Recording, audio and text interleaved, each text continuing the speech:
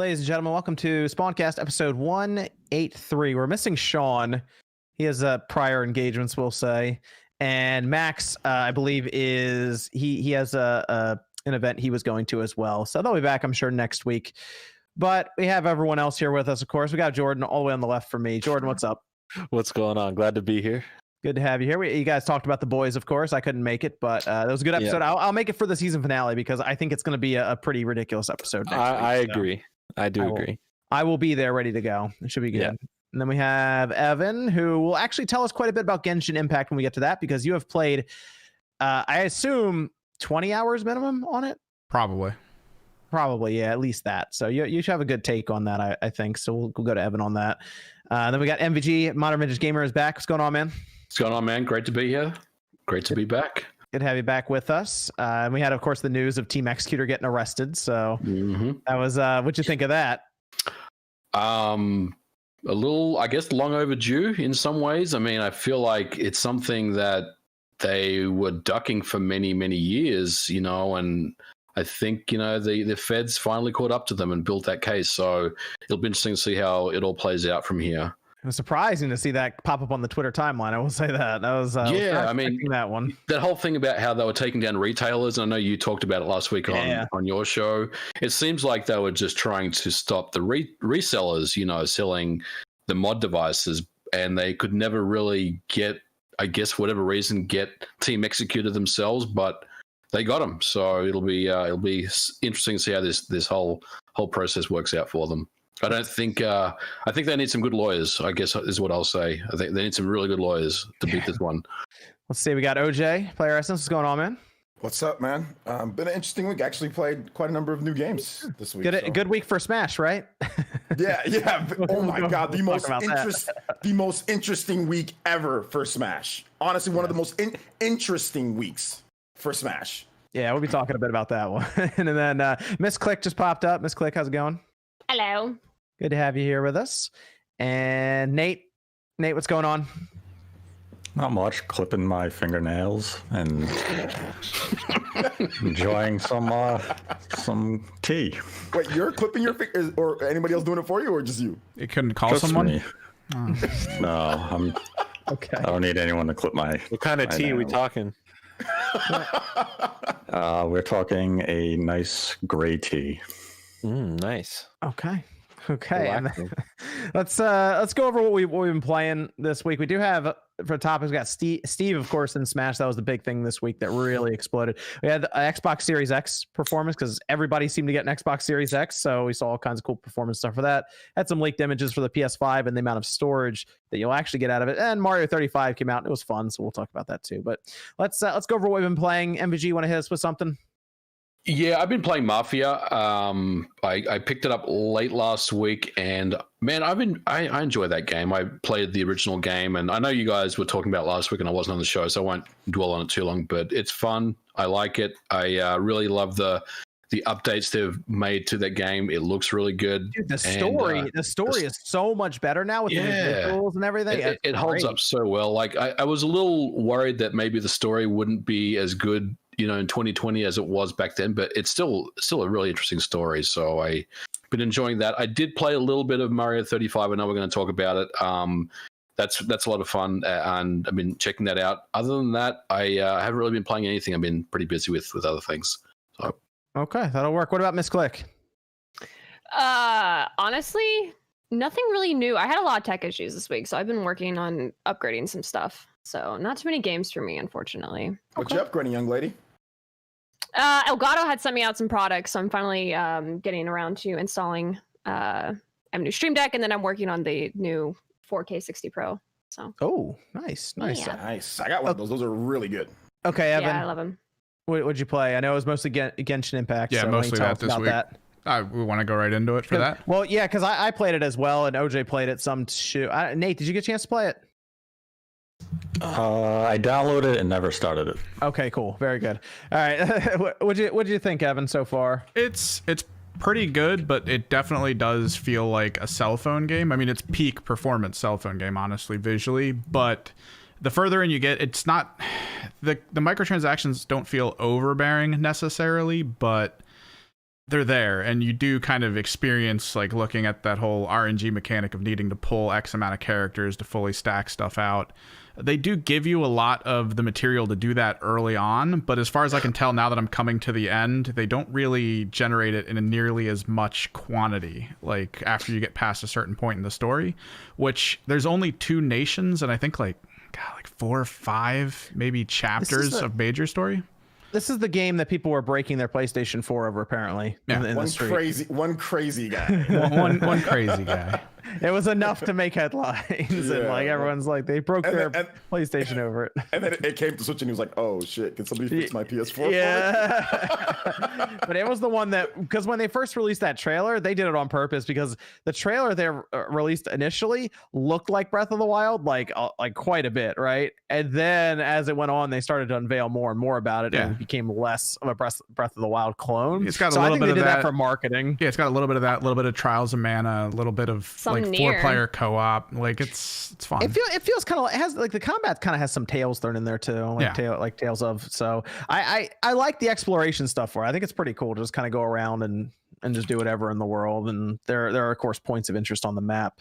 And it's free, so it's like you can download it. I did download it on my phone to check it out, and it's the exact same game on your phone, so it is a little interesting to see that. And that one is linked to the PC account for cross save. It's the PlayStation 4, the only one that isn't. Yeah, the only thing is it is always online, so it is one of those kind of games where you're not gonna play offline. Once the internet gets kicked out, you're out. You got those damn numbers in the bottom corner. Like I don't know. It does feel a little jank in that regard, yeah. But like I don't know, something about it. It's weird. I played a co-op a little bit on it, and it has like a smoothness to it that you don't normally get in these, especially when you're going into someone's hosted world. Usually if he's rubber banding, you're also rubber banding, and it gets all weird. But the way they have it set up, it feels like your character's still on your server side, so you're technically like both hosting in a way. So at no point will you rubber band or have any problems fighting enemies, and neither will they. There are like something I noticed is like if you're running by to pick something up, it seems to have like a bit of a button press delay on that. I don't know if you noticed that when I'm running by, it's like I gotta smash square a bunch of times to grab it. Yeah, I noticed that. I don't know if it's calling a server or something saying that you picked this item up or something. Yeah, that's weird. I haven't had that on PC. Like literally as I'm killing things, I'm grabbing stuff out of the air as they're dropping it. I need to check out the PC version, because from what I understand, you're like the third person that I've spoken to that says like PC, there's no issue with that. Because like that was something that I noticed like kind of pretty quickly. It's like not responsive enough on the PS4. I haven't played it on mobile yet though. I downloaded it, but I haven't played it. Yeah, I mean, it looks like it's the same game. It's just the visuals are lower, obviously, from the PS4, and the PS4 is lower from the PC. But I think it'll run like whenever they drop it on the Switch, it'll run fine there too. It's just based on how it runs on. It's on the cell phone already, so it should be good. Yeah, it's surprisingly smooth on the cell phone, just like frame rate wise and playing. And then everything's touch controls though, so it's like that's not as good as having a controller. But I think for what it is, I think it's pretty cool that it's free. It has, of course, the RNG mechanic, like you were saying, Evan. So you summon for characters and weapons and all of that. So it's just up to them to keep adding content. You said tomorrow though there's some sort of event happening. Apparently they do something every Sunday. They try to most cell phone games, the way it works is there's like stand bars. They try to get you to play in bursts throughout the week, not all the time, even though once you get through the story, you can pile in for that story for a few days. But then after that, you're playing maybe tops an hour and a half. And Sundays on the schedule they give you, it sounds like something happens every Sunday. So I got to take a look at it tomorrow. Okay. That'll be good. All right, Jordan, what'd you play? So no one else here. I just installed Mafia, so I'm going to be playing that this next week. That's the my physical edition's nice though, right? It is nice. I told you, $32, good deal. There we go. I played a lot of a certain game this week. I played a little bit more Judgment at the start of the week, but the main game I played this week, the main one, was Crash Bandicoot 4. How'd you like it? Did anyone else play that? I'm gonna guess. I have installed it. I've not played it yet. Max played it a lot, but he's not here. But I installed it. Have not played it. Sell me on it. Yeah. So it's if you took Crash Bandicoot the way it was in the original 3 and just made it for how a game should be in 2020. Polished, the controls are tight. There's a lot of crazy extra things to do. The main game itself is about 6 hours. So the $60 to 6 hour story. You go back through the stuff though, don't you? Like you'll go back to the level. There's a complete inverted mode for every level, which means you play the level backwards. There is a bunch of extra things you can do to unlock skins. All the skins are unlockable in the game, paying for them, which is nice. You just have to do all the tasks to complete a certain level. They had to say that like 20 times, by the way. They had to make sure. No one believed them. There's a lot of cool stuff. The story's surprisingly pretty decent. It was a fun Crash story. I like what they did with the whole time feature. I won't spoil anything with that. Well, you'll spend that final hour of the game as that last level is probably one of the. You guys are speaking of like people destroying PS4. I was on the verge of breaking my controller a couple times. This final level. What system are you playing it on? On PlayStation.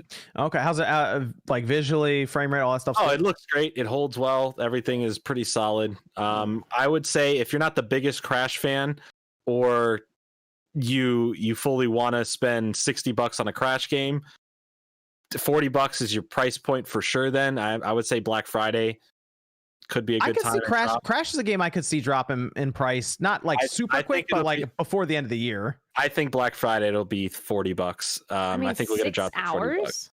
6 hours for the gameplay. That's not collecting everything. That's not 100%ing every level. That's not doing inverted mode or any of the extra side missions that they add. So there is a lot to it, but if you're just going through it, it's about a 6 hour. About a 6 hour game. It'll probably drop on the Switch next year too, I bet. It'll definitely come to the Switch for sure. I enjoyed it a lot. I gave it, I think on Twitter, I probably gave it about 8.5. I would say that there's a lot of cool stuff they added to it. Can I ask a question real quick, Jordan? Because I know you usually go with Xbox for your third-party games. So is it because of the exclusive skins for PlayStation or something like that? No, I probably will get it on Xbox as well. But when it comes to like, and I even think like Spyro is better on Xbox than it was on PS4, surprisingly. But there's something about playing a Crash Bandicoot game. Yep, it's with that controller on PlayStation with like memory of that controller.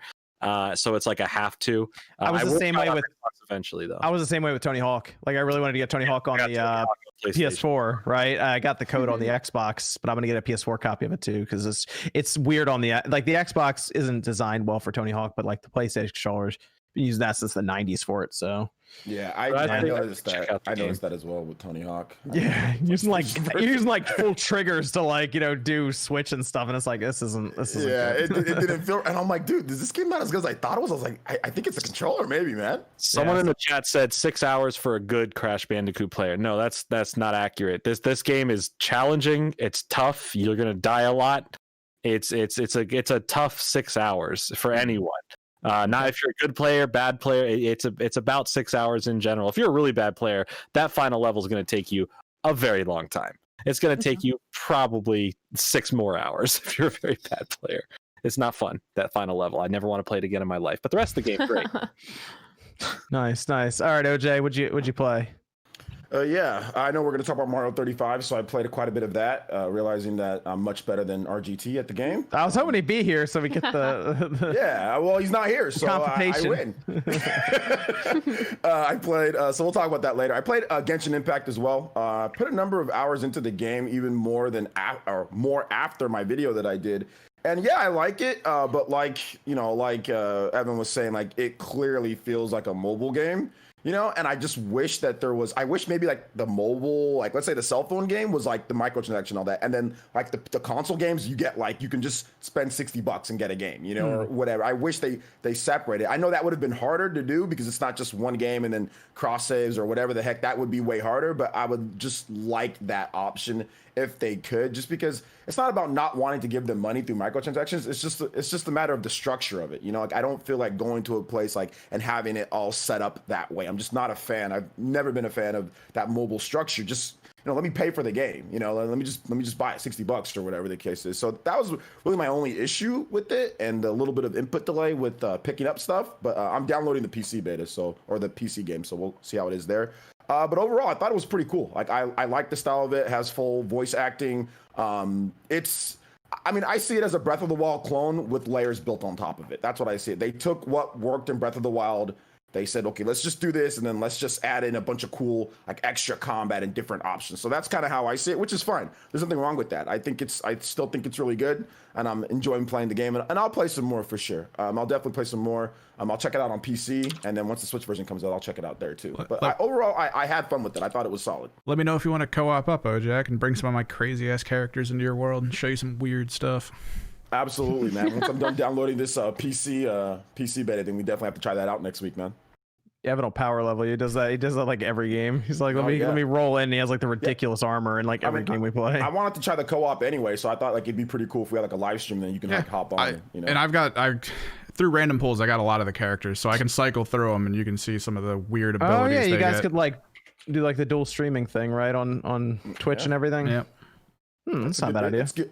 It's good. It's just, man, I really like. These are the type of times I'm like, man, I really wish there was just like a normal game with the characters just built in, and they could just go from that structure, because I think there's a solid base there. But maybe if this does really well, we get a Genshin Impact 2, and they do that. I'm not sure. They have at least 6 more nations they have to expand this game into, according to the wiki. So we got a while. Wow, jeez. They're probably going to make a lot of money off the microtransactions, though. So I don't know if they're going to ever move to a. I think it was like the most successful Chinese launch of a mobile game or something like that. I know I read something on the lines of China's that. insane with that. Yeah. They're probably going to make a ton of money off of it. So, I mean, I don't know if we're ever going to get a normal game based off of it, but I mean, it's free to play, so you can't complain too much about it, All right, Nate, let's hear it. What'd you play? Nothing weird. Oh, really? Dude, you've been kind of off your game right now, man. You usually show up with some like weird stuff. All the weird indie games on the eShop, I'm like, I'm not wasting my time on these games right now. I'd rather play some quality games. Above that now, man. I want to play a quality game like East Origins. That's a great game. Okay, that's a good game. Yeah, you played that? Played Mario 35. Returned to Untitled Goose Game to celebrate the retail release. Everyone should now have a copy of the Goose. That's about it. Just finishing up Ori Will of the Wisp on Switch. Okay, that's not bad. That's pretty good. Ease Origins is good. Like if people haven't played it before, I think it's definitely worth grabbing on the Switch if you just saw it pop up for, I think it's $20. So that's a good pickup there. Plays nicely in handheld mode. Gosh, that's such an old game too. I think I remember playing that on Windows XP. I think that was a long time ago. It's ported to like everything. I feel. I think it was on the PSP back in the day. It's a classic. It is a classic. It has those nice retro graphics. It does. The graphics are very retro. It's like that first time 3D with like the 2D kind of sprites kind of on top of it. Yeah, it's but it looks nice. I think it looks fine. Yeah, it looks nice in HD. Yeah, it looks retro. Yeah. Evan, we got Discord questions over there. We got a guy who's really excited for the Series X, but he skipped the Xbox One, and he has a bunch of 360 games, so he was kind of confused. He has games like Tomb Raider, Rise of the Tomb Raider, Alien Isolation, Evil Within, and Thief. He was wondering if any of them would work on the Series X. Rise of the Tomb Raider was also on the Xbox One, so I assume that's the one that you would want to get for backwards compatibility. Well, I think the 360 version working. Yeah, I think he just has the 360 games, so that's where the confusion lies. Only the ones from the Xbox One are going to be able to be put in the disc drive and played. That's what I would assume, those ones, yeah, because they weren't going to go back and do backwards compatibility for games that are already on the Xbox One, like where they did like that weird cross-gen 360 and Xbox One version. But both of those games on the Xbox One are like ridiculously cheap. If I remember right, I think you probably get it used for like less than $10 for either one of those. Alien Isolation or Rise of the Tomb Raider or Alien Isolation. Super cheap. So at least he has a couple of cheap games to kind of pick from there. But 360, it would have to be 360 games that they went back and actually added. Like they've done it for a couple. Like we've talked about Skate 3 every time on here, Jordan. That's one that they actually went back and like added. So I'm hoping that they keep doing that. By the way, I'm hoping that going into this generation, like that backwards compatibility team, MVG goes back to like even the original Xbox and is like, can we add ray tracing to this? I guess. I mean, there's no reason why they couldn't if they put some time into updating those games. I think it's possible.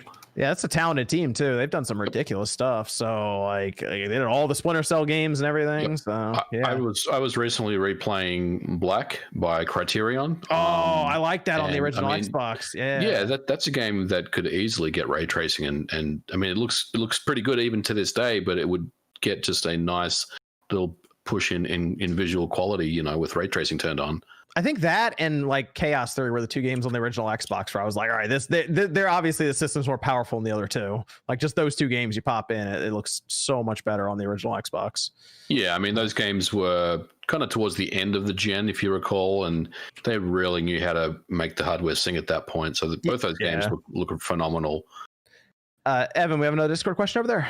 Assuming that Microsoft is going to be releasing games exclusive to Game Pass, when it comes to PC release, would those games still make it to Steam somehow as a PC release?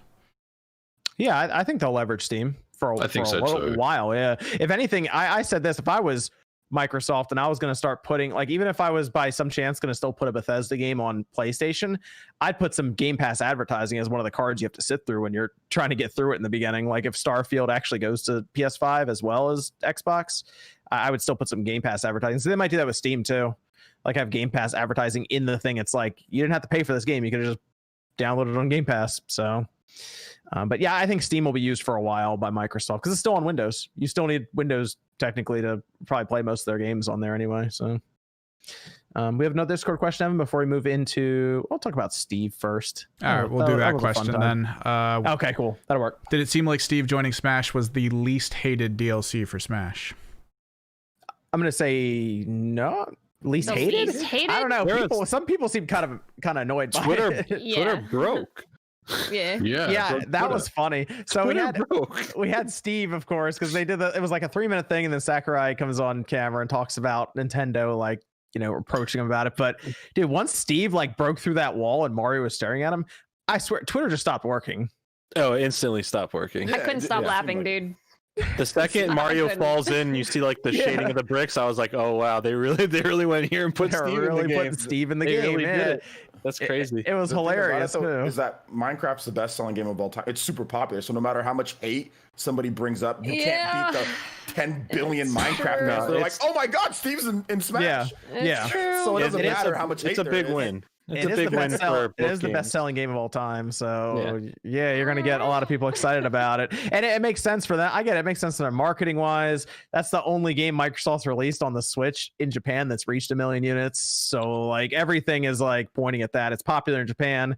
It's popular in the US. It's popular everywhere. So I think Sakurai-san's reaction to the whole thing was the best. Like it just switches to him, and he's just like. Yeah, so you want to know why? I almost feel like he wasn't like super excited about doing it necessarily, but I mean, my favorite was the peer over glasses comment. Like basically, I had no choice. Yeah, like there was such a difference between him talking about like Terry and then him talking about Steve. Yeah, like it was so different. He's an OG from the Neo Geo days. He loves that stuff. Yeah, he grew up with that, so he's out there showing his systems off and stuff, and then like for Steve, he's like, "Here's Steve." The retro game collection he's got is ridiculous, man. They showed a picture of his two TVs in his living room systems. It's like, man, in his second house, by the way. Yeah, in his second house. That he drove to in his 5th Lamborghini. That he drove to in his black Lamborghini. Man, it's well, it's like even with Byleth though, like it was like a difference of when the camera panned over. Like with Byleth, he's like, you know, like got him, and then like with Steve, he's just kind of like, yeah, listen, let's talk about it.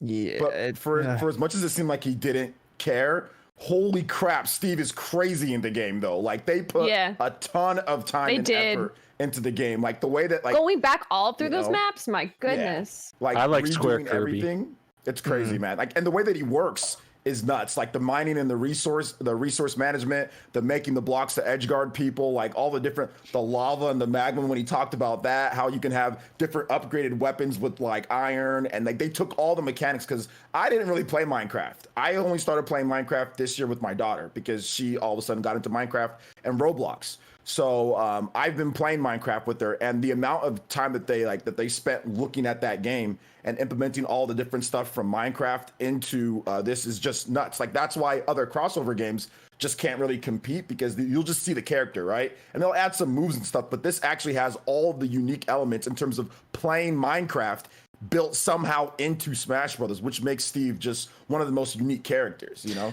Well, the word is it's been in planning for like 5 years or something is when it started originally, or it's been years apparently that they've been in the making for this. They've wanted him to be in there. It was just the right timing with what was going on. But there is a misconception in terms of how the characters are made. So each character is made after the current character is done. So it's not like they were developing certain characters beforehand. So once Min Min was finished, they started on Steve. So the next 4 characters, they're not in, there's nothing on them. They know who they're going to be, but the development starts afterwards. And it's roughly about 3 months or so for each character. That's what Sakurai said in the past in his Famitsu column. So some people were saying, oh, well, they've been making Steve for the past 3 years. No. Steve started after Min Min was done. Yeah. So you have to keep that in mind as well. He's been on the whiteboard for a while, though. Yeah. Nintendo. We'll get to Steve.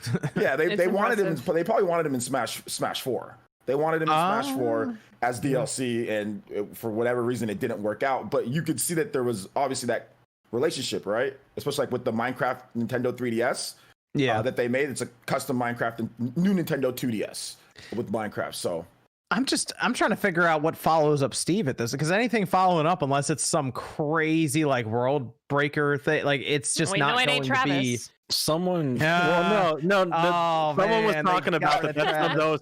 That's the most like Suda 51 move to do, right? I saw a tweet about that. That's someone like Suda 51 would be that type of troll to make it the costume just to when the third game's about to come out, they announce him as a DLC character, and that's the whole joke. Oh, careful, Jordan. I'm just saying it's possible he could do that. I mean, I'm gonna go to Twitter. Jordan says Travis. This coincided with, Steve coincided with all the Minecraft stuff this weekend, right? It was strategically put together. And seeing how they've been spacing the second pass of characters, how far out everything is between each other right now, I think by the time we get to No More Heroes 3, that'd be a perfect time to announce Travis, Yeah, but you're ignoring a big factor here. I never ignore anything, Nate. Steve wasn't supposed to be an October release. Steve got pushed due to COVID. No, I know it was pushed. I'm just saying that there's a space, and now there's another space that, let's say, if we got No More Heroes 3 early next year, it could coincide with 3. So I'm not saying it's the next character. I'm just saying it could be a character. It could be a character. Okay, well, how many? Oh, you think it could be a character, Nate? Huh? You want to put that on the internet? Anything could be a character. I could be the next character. Inside information. How many characters are left now in the Fighters Pass? 4. 4. Okay, so like the next one can be like an one, but then they get down to like the final 3, and they got to start like. Dude, I'm not even joking you. If they somehow got Sora in the game, that to me would be the greatest feat. So the next character can be like another Fire Emblem character, right? That's good. No, God, no. No.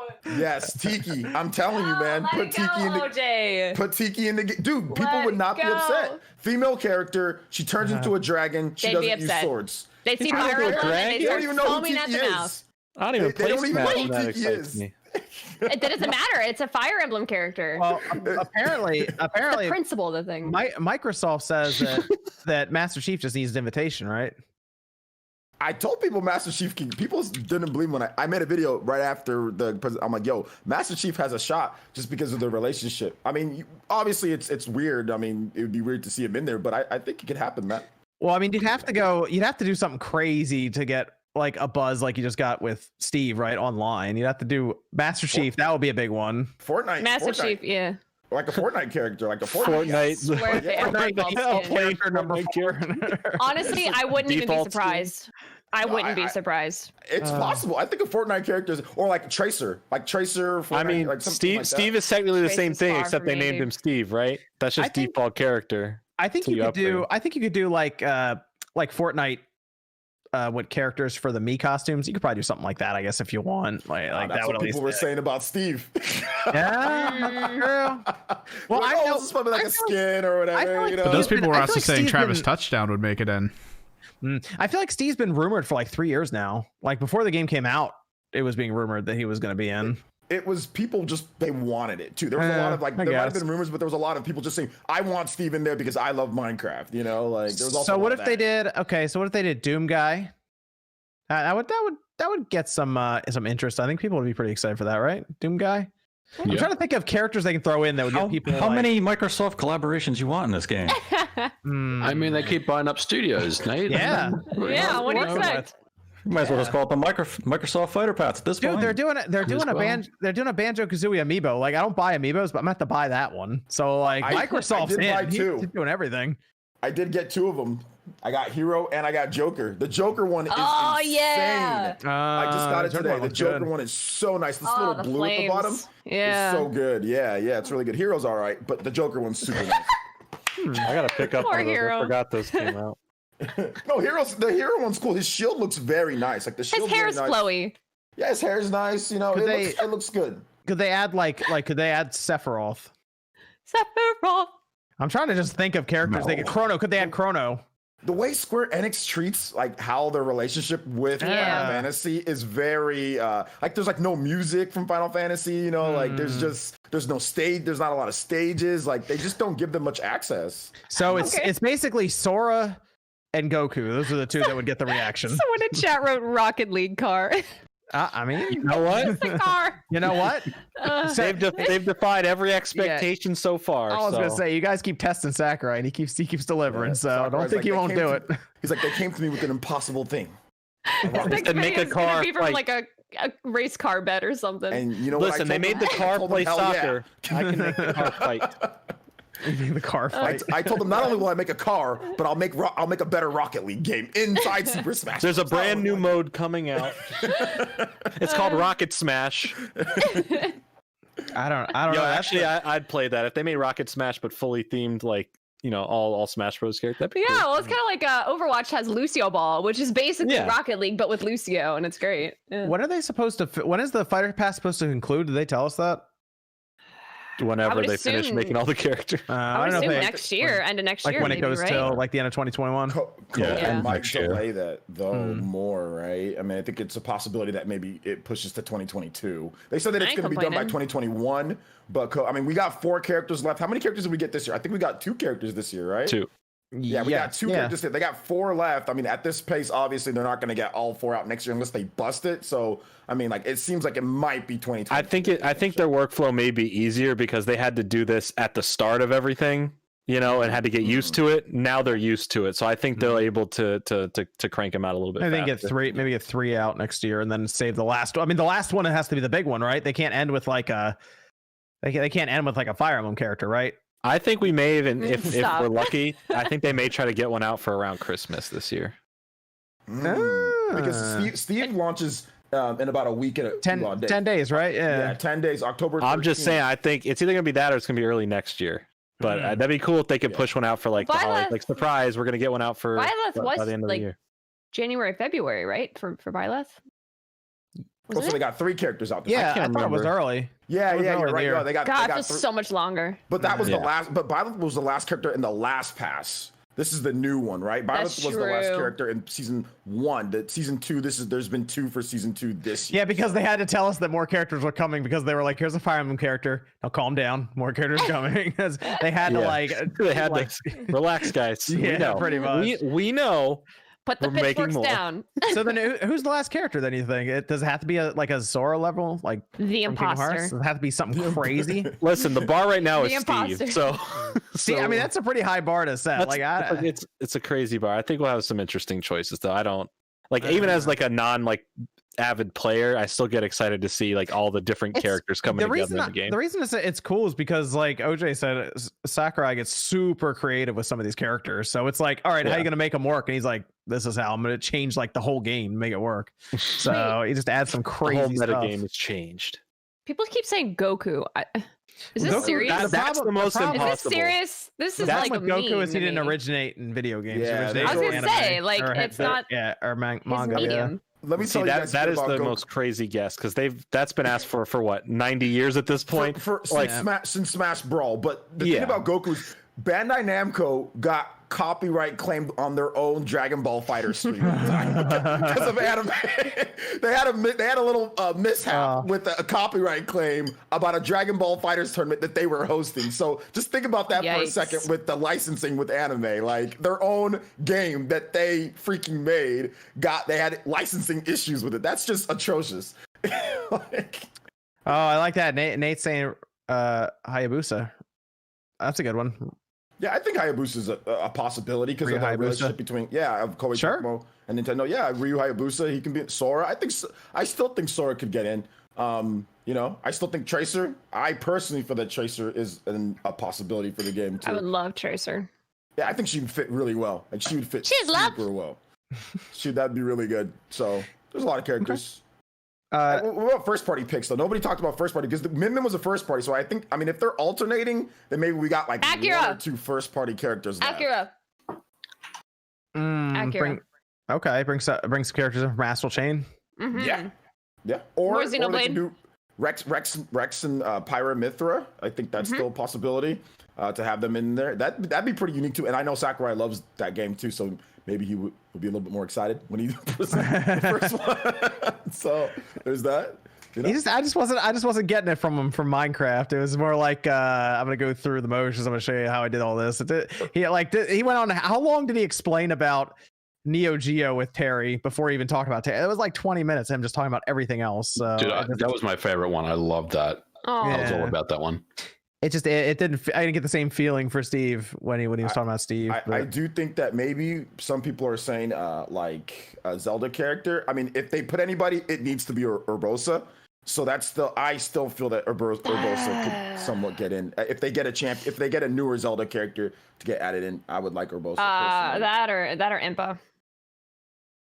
Yeah, Impa would be dope too. Impa would be dope. Urbosa's just kind of different, because like Impa, she's. I know. I just feel like Impa's like she's in almost every installment, so it's like a less controversial. Like I feel like if they picked her over some of the other champions, people would be like, "What the frick? Not my waifu Mifa? Not my fish waifu?" You know what I mean? Well, Urbosa. Well, hold up. Pick somebody. Fish waifu? Listen, man, I hear some things. Okay? No, trust me. I was roasting people in my chat about. On Twitter, I was roasting people about that. I was roasting the people that are talking about the relationship between. I'm like, y'all weird as hell. Y'all want to see Link and Mifa? Do y'all need to shut the hell up? Y'all weird. They're like, I ship it. I allow it. Hold up, chat. If you're saying I hate Urbosa, that is false. She's mother. I love her, and she's also fitness goals. Get out of here. I want her abs. Stop it. A lot of abs. She's got like 12. She's got like an 8-pack, like an 8 or. Can I borrow one? Like she's got 24 pack. Borrow one. Evan, we got Discord question over there. Do you think Nintendo would release a Super Smash Bros. Ultimate Definitive Edition when all the DLC is out? Because the guy added it up. It's over $120 right now if you buy the game and all the DLC at this point. It's possible.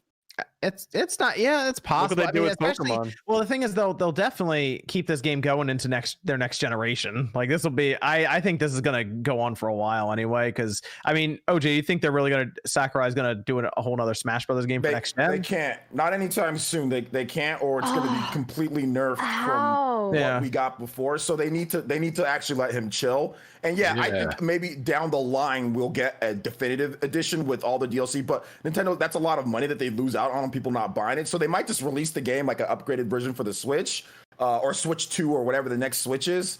And then let people just buy the DLC or whatever. But after this, I would honestly say like he legit needs like a 3-4 year break. Because they did I'd say like a decade. Well, they're doing the Pokemon.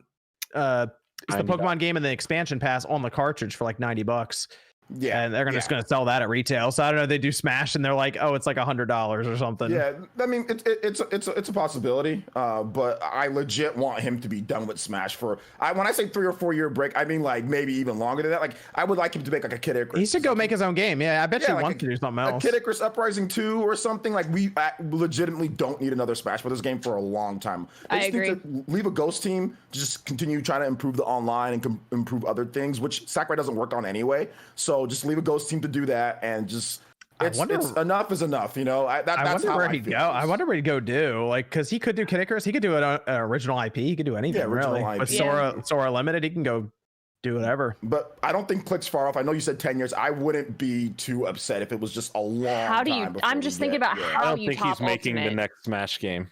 You know what I mean? I think they probably have to change the concept or something. Like I don't think you do anything else after this. You'd have to like change something about the game to where it's not Smash anymore. And that would raise a whole Rocket stir in itself. Smash. That's why you just support Smash. You just support Smash how it is. It's fine. Definitely. It's got enough characters. There's 5 billion matchups. I still fight people online that I don't know what the hell I'm doing. And I play the game a lot, and I'm still like, okay, I don't know this matchup as much as I should know the matchup. So they're adding even more by the time they're done. There's like almost 90 characters in the game. But there'll be 80 something characters. Which is that's about like enough. Who said season 2 is their last season of characters? They said it. But I didn't say it. So did it really happen? But let me go over here to two large donations here at the super chat at the top. One is by, I'm gonna say, Pico. Thank you, Pico. So hey guys, love how you all bring different points of view to gaming. Keep up the good work. Thank you, Pico. Love you, Pico. Appreciate that. Shout out, very kind. Shout outs, Pico. Shout outs, Pico. And then Psycho Pie came in with a large donation as well, saying OJ a fish hater. This guy, first of all, this guy's that's $100, $100 Canadian. This king of the maple syrup dollars over here. All right, man, just tell this man to calm down. Delicious money. All right, this maple syrup drenched Zoomer, chill out, bro. What's the story there? You don't like fish? Well, the story was this, that like there's another guy that's TH3 that's in that's in the community, and he's around too here, and like he was like, well, I really want to see the relationship develop between Link and Mipha, and I was like, dude, you want some weird Zora sex, dude? So it went from that and it evolved into like a whole argument. Oh, because I said Urbosa's better, than he's like, you like, and then he called like Urbosa like Dwayne Johnson and like all this stuff. So like it just devolved into like a whole separate like roasting session between me and him. Of course, all in good fun. So that's kind of like the story, the backstory behind that. Although I'll go over to the super chats now, and then we'll come back for the Xbox Series X stuff that took place this week. Filthy Casuals. Actually, Tijo says, been enjoying Genshin Impact myself, having lots of fun, though not a fan of the 7 GB size and lack of controller support on iOS and no PS4 cross save. Yeah, it is a very large install on your phone. Download it. It's about that on the Galaxy phone as well. 7 GB. I think it's 11 on PC.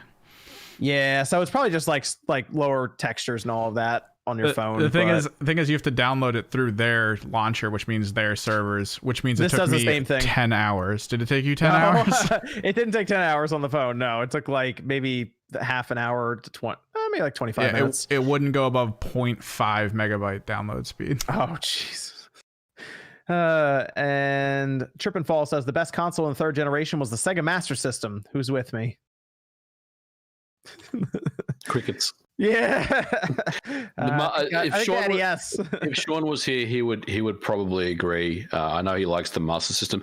Master System is a great system, but I wouldn't say it's the best. You know what I didn't like about the Master System was the box art.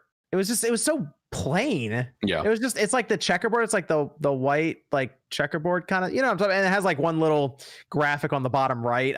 They didn't look as good to me as the NES boxes or anything. But I mean, the Master System was a more powerful system. It's just, I don't know. The NES is like legendary. So the Waltman says, let the memes flow, Steve, let it flow. Also, Steve's OP on the edge guarding. That's what you were mentioning, OJ, about the edge guarding there. Yeah, his edge guarding is okay. The issue that I see with his edge guarding is that it can reverse pretty quickly against characters that have ridiculous recovery. So, for example, like a Zero Suit Samus who can just flip kick over everything, and you're trying to edge guard. So there are some counters to it, but it's too early to tell how broken he is or how people use them and all that. But we'll see. Okay, cool. Sonic Boom says, regarding Mario 64, the controls camera are terrible. Surely they could have included a fixed up camera control option. This plus no widescreen plus 720p feels like a lazy port to me. I think the problem is they put it to the right stick for the camera, and it's basically just pressing the C buttons. So it just go back and listen to Spawncast from about 3 or 4 weeks ago. We got you covered there. Oh yeah, we went at it for a bit on the 3D All-Star stuff. Console Gamer says, daily reminder, console wars are stupid. Just enjoy the game or games that you like playing. Also, Nate, need RGT on your podcast for an episode. Maybe one day. Okay. You don't want to give away when he'll be there, right? You want it to be a surprise. So yeah, we just have special guests randomly. We don't announce them ahead of time. Who was your last special guest? John Litterman of Digital Foundry. That's a good guest. It was. Rusty says, can we have a moment of silence for Travis? I also would like to see Yoshimitsu in Smash since there's no Soul Calibur and little Tekken representation. David says, just think of all those quality 825 gigabyte SSDs from PS5 after everyone upgrades, cheap PC upgrade. That's going to be like part of they're going to solder that thing to the board. There'll just be an empty slot inside of it for the NVMe slot, which we'll get into. Mike says, non-video game question. What kind of car does everyone on the Spawncast have? Graphics card? No, car. I think he said car. Oh, like yeah. What kind of car? What kind of vroom vroom? I got a Definitely have one. Lamborghini. I got a Lambo. Yeah. I got one of those Bugattis. Is that Bugatti? They just dropped it off. Just casual Bugatti. I switch off between that and my Mercedes Benz. You know what I'm saying? Yeah. Awesome. Wow. I'm in my Florida, everyday car is my Cybertruck. Yeah. I'm in Florida, so we ride gators. You mean crocodile? No. I ride kangaroos down here. The Gator Mobile. Let's There go. you go. Yo, I have a Mazda now. So there you go. The only real answer.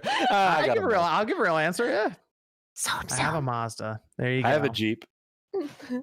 Evan drives a PC. Evan has a Ford. Yeah. Some 2016 thing. It's fun. Souped up PC, dude. F-150. On wheels, baby. Now you have to try to figure out what kind of Ford. Yeah, big F-150, big lift on it. I could see Evan driving a tank. Yeah, me too. Okay. There you go. It's only some days. It's not Here every comes day. Evan and his tank. Yeah, Evan's like Every Evan's car. in like the old school Hummers. You guys remember those Hummers, the old school ones? Oh, Evan's in one of No, those. he's got a Hummer too. He's got a Hummer He's too. at the gas station for like an hour. Just gotta get one of those APCs. So like you I'm pull almost up, done filling it up. there's a house between you and where you want to go. You just drive through it. Just go. That's a good point. Frosty says Game Pass is giving out 2 free months of Funimation. So I'm watching anime for the first time. Any suggestions? Xbox is making me into a weeb. Funimation. Trying to see what's on Funimation. Okay. My Hero? What?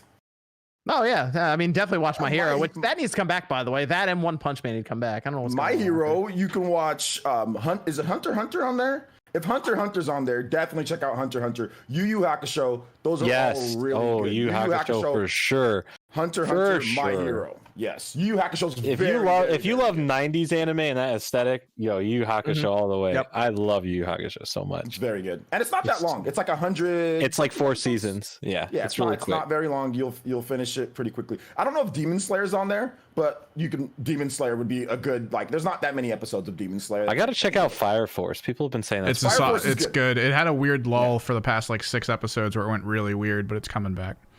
Yeah, Fire Force is good. Glad they're bringing it back then. Dude, they were talking animals and everything. I had no idea what was going on. See, No, but go ahead. No, go ahead. I was just gonna go to next. Deception said, "Remember when Sega promised to reveal new Sonic info every month in 2020 to build up hype for the 30th anniversary?" Pepperidge Farm remembers. I think they ran into the COVID situation. Kind of messed them up a bit. They ran into we don't have any budget situation. They gotta come to the table with a good Sonic game next year, hopefully. Game Knobs says, any thoughts on Michael Pachter claim Sony is in a good position to buy WB Games? Shout out to MVG. That means they're not in a good position to buy WB Games. I have no idea how Sony would buy WB Games for the amount they were supposedly asking for, which was like north of $4 billion. That's it? I'm not sure how Sony would be able to make that case for it being worth it, because they don't come with many IPs. I think they come with what, Mortal Kombat. Like they don't just get Batman then. Middle Earth, right? The Shadow of Mordor. You get the license to make those, right? You'd have the license for that. Yeah, I mean, I don't know how many are left for Batman, but at this point, they're already pushing out some of their games onto all platforms. So I don't know. I don't know if they're really going to make a move for. I don't know if Sony really needs to buy many studios. That's the thing. Like, just lock up Blue Point. Yep. That might seriously might be it. Maybe another company that specializes in VR to help with your VR push for this gen coming up, because they will supposedly show that VR headset, the new one, I think next year. So you want to have some games set up for that too. Maybe Remedy. That's always Remedy's another one that comes up a lot. Yeah, it's come up before.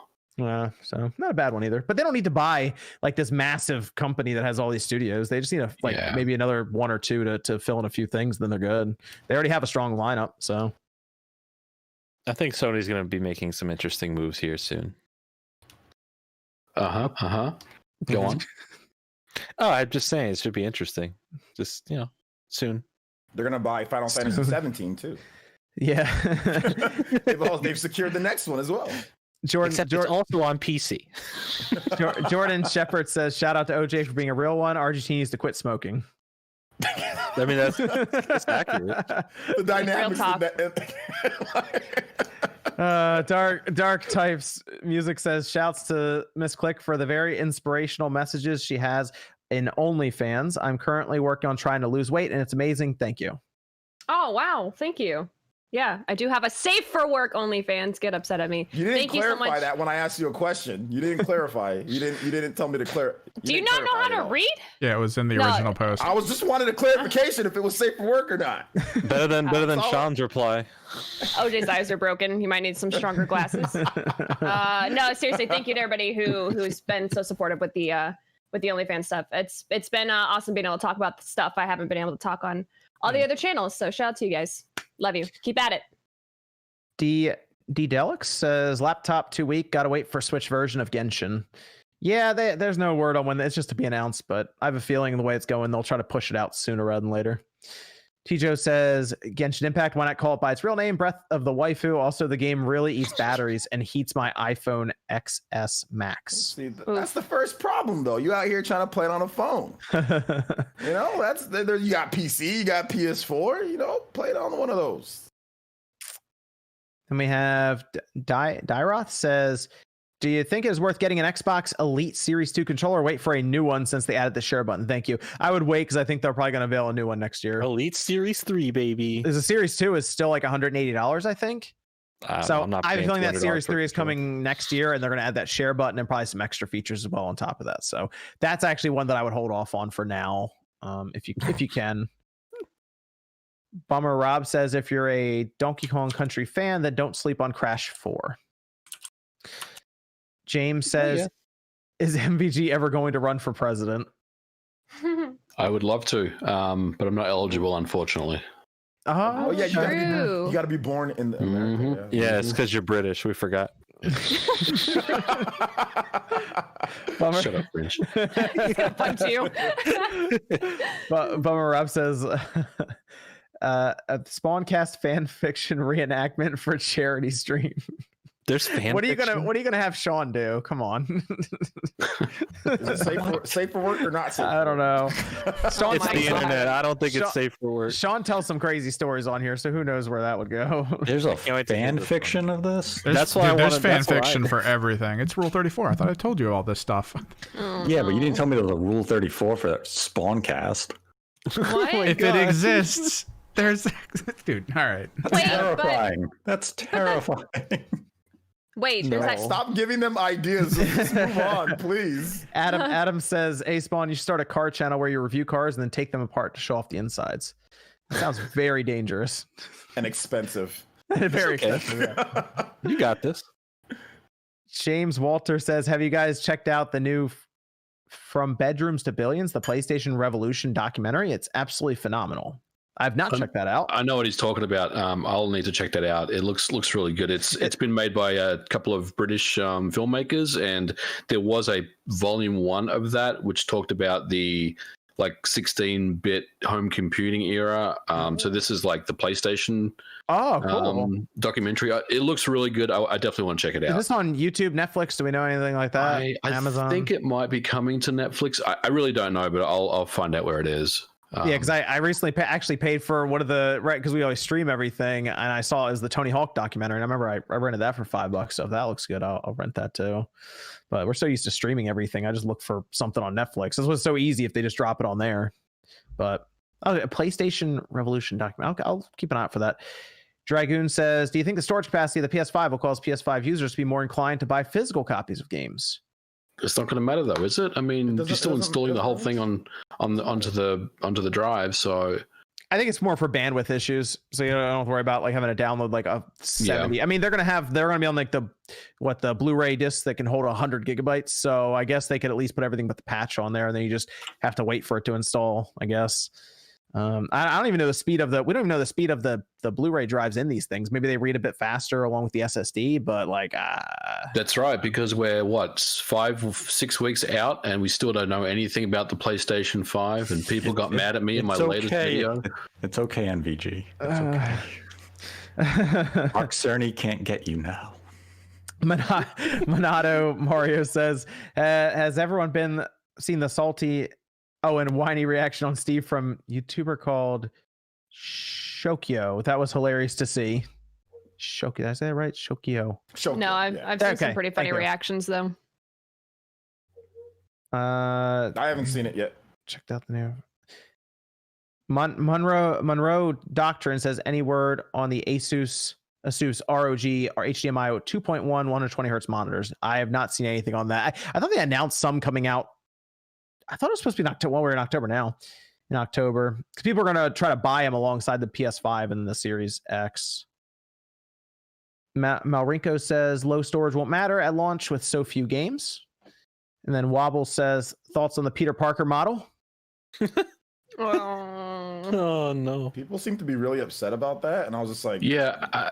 I have a serious question. I know some people are not happy about it. I guess I don't understand why. Like, I think the issue. Well, I think he looks more natural when he moves, and his movement looks more natural. But I think he looks too young. So so when I played both clips, the clip they released of the new model and the original, I don't know why they showed that one, because the new model was less expressive. It looked better, but it was less expressive than the PlayStation 4 model. I also, it looks too young. It looks almost the same age as Miles Morales. Yeah, exactly. Yeah. Which is also weird. I thought, I mean, I think Click, did you tweet out someone like this? Someone put like a really good point about this, saying like, you made this big defining game that it was so great, and then like, this is our Peter Parker now for this series. We fell in love with him, yeah. And then we're changing him, and he looks completely different. Right. And it really pulls you out.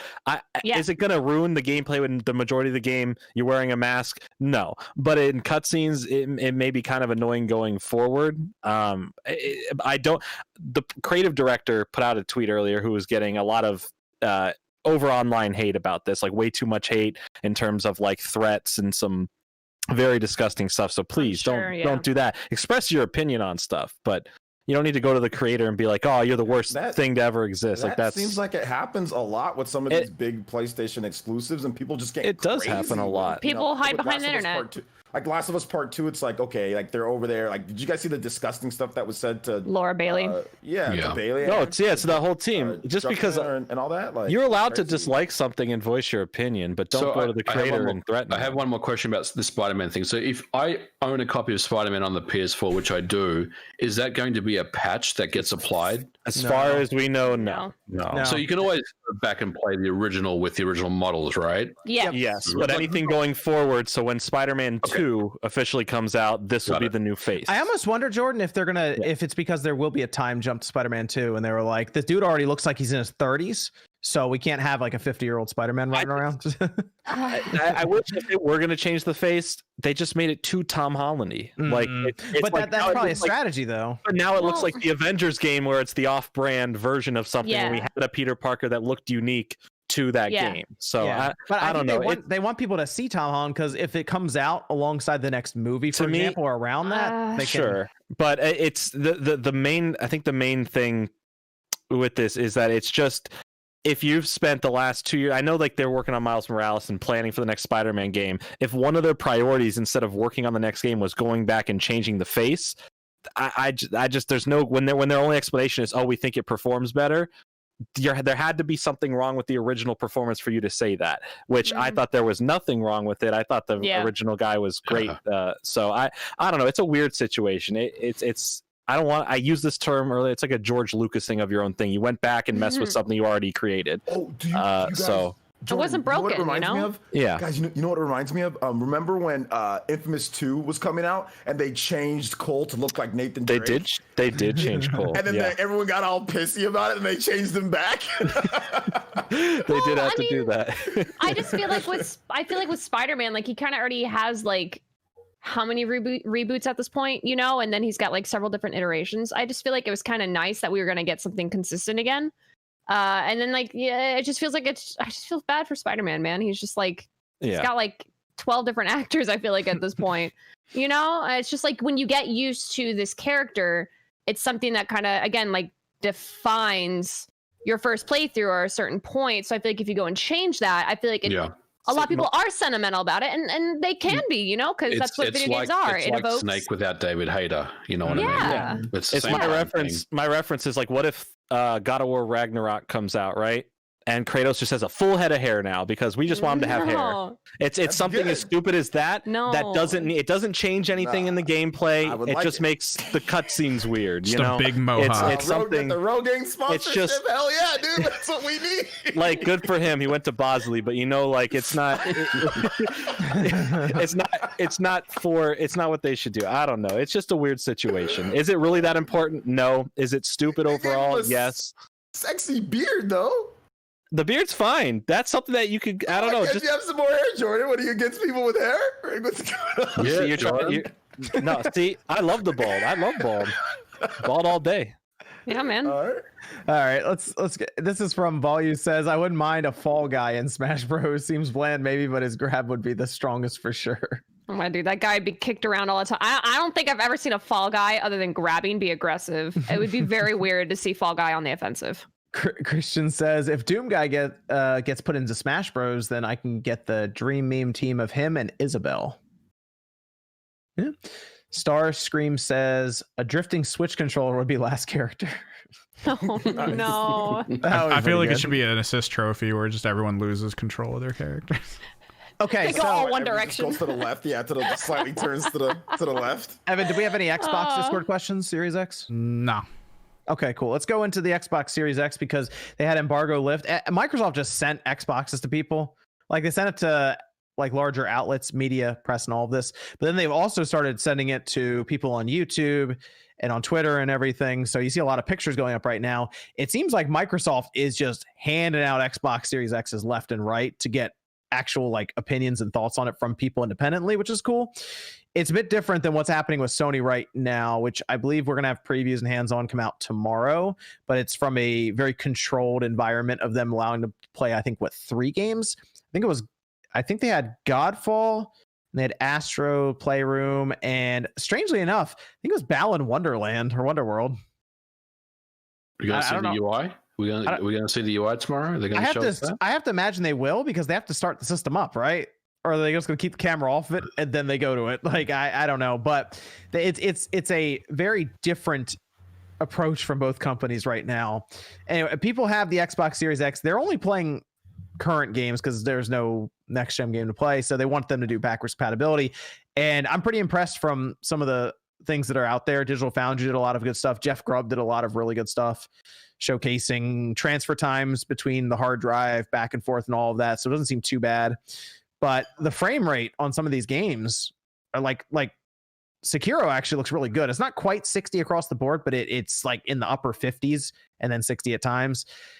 We saw Grand Theft Auto 4 is actually 60 frames now on it, and the load times are pretty good. And none of this is optimized for the Series X. These are just games that they pop in, and then it just basically brute forces its way to these frame rates and performance. So, what do you guys think of some of the videos and some of the thoughts from people on the Series X so far? Very impressive with what I've seen so far. It just kind of reinvigorates the whole message and discussion about what backward compatibility is. So I think from what we've seen so far, and it's great that Microsoft's letting the reviewers and the media kind of just test the system and just play around with it. And you know, I know they've got a library of games they can pick from, so they can't just like play everything. But it seems really impressive from what I've seen so far. And actually, Jeff Grubb's video, in my opinion, was probably the best one that I got the most information out of, because he kind of, went pretty deep with the loading times and the transfer of games from external to internal and all that stuff, and the frame rate analysis. Obviously, Digital Foundry did a great job as well, but. Nah, man, I think it's very impressive tech, and I can't wait to see more of it. I'm very hyped about it. Seems like a good drop-in replacement right away for like the One X, or if you still have the VCR like Nate, dude, I think it's gonna be like a spaceship showing up to your house. Like I can't believe you're still on that VCR, Nate. But like from what you saw, what'd you think, since you're gonna be replacing the like the oldest Xbox One right now.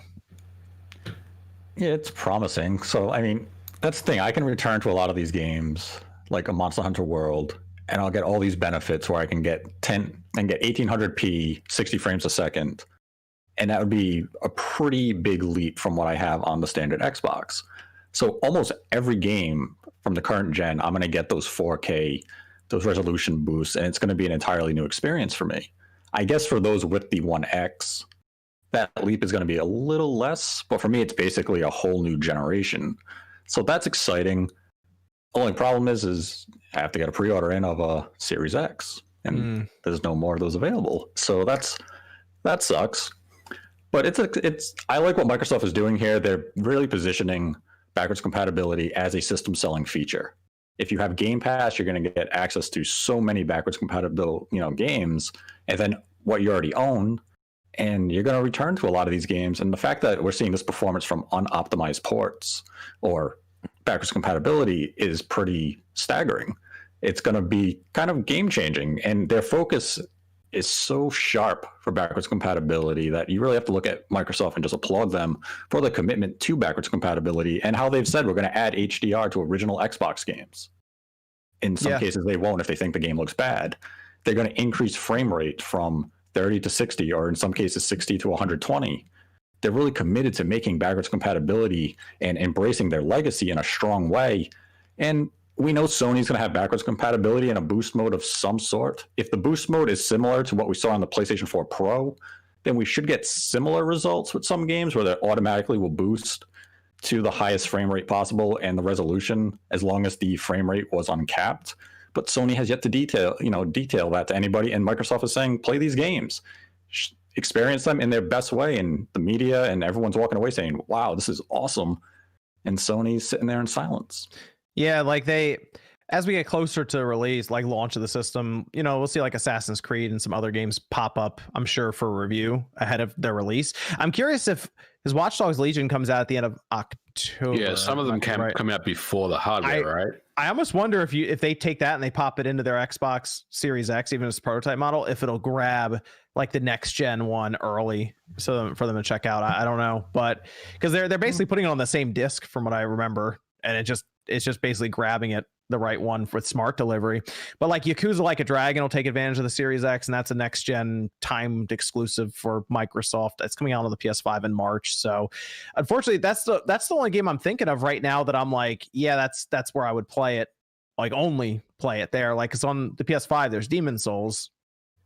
That's the only game, right? Astro's Playroom and Sackboy. But I think what really gets me excited about the Series X now is, even if you pick up a system on launch day, assuming you got a pre-order in and you're going to get one, and you don't buy any games for it because there's no new first-party games available, or you don't want to play the next generation of third-party games, you can log into your Xbox Live account, and assuming you've got a back catalog of games, I mean, they're all there waiting for you, and I mean, they're all going to play very, very well. And in some instances, I agree. It's like, for me, there are some games I just never bothered playing because I wasn't happy with performance and stuff like that. Like Sekiro was one that I didn't play because I was never too thrilled about just the choppy frame rates it had.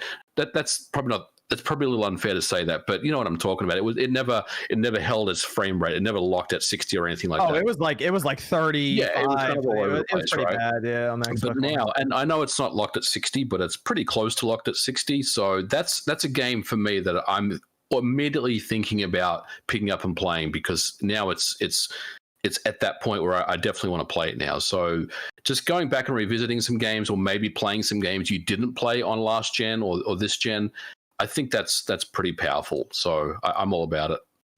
I just like they were showing the system kind of jumping around, and it's very quick in the OS. That's what I was. Yep. So the Xbox One X is like super sluggish at times. Just playing the thing and starting it up. And the launch game that I'm most excited to play is Borderlands 3 is getting a 4K 60 frames per second update on Xbox Series X day one. So there are so many games that play with me? missed. Yeah, sure. Once I get I know. Did you see they're adding split screen to it too? Yeah. I think it's like 3-player for the Series X. Even that was like interesting. Did you guys see Final Fantasy 15 on the Xbox Series X is at 60 frames per second. Dude, that looks incredible. That's another game. That's another amazing. game. Yeah, that's another game that just I was never happy with the way it played because it was just so choppy. And now I just want to play it, man. And I think Sekiro for me is probably the big one. But yeah, there are a lot of instances of games that look and play better. And now I'm all about revisiting those games. And you can get all those games for like $60, right? If you buy Sekiro, Final Fantasy, and Borderlands, you can have games that honestly, like if you're looking at next gen, yes, there's the games that look a little bit better or they look better. But a lot of these games, it's like law of diminishing returns. They already look really good.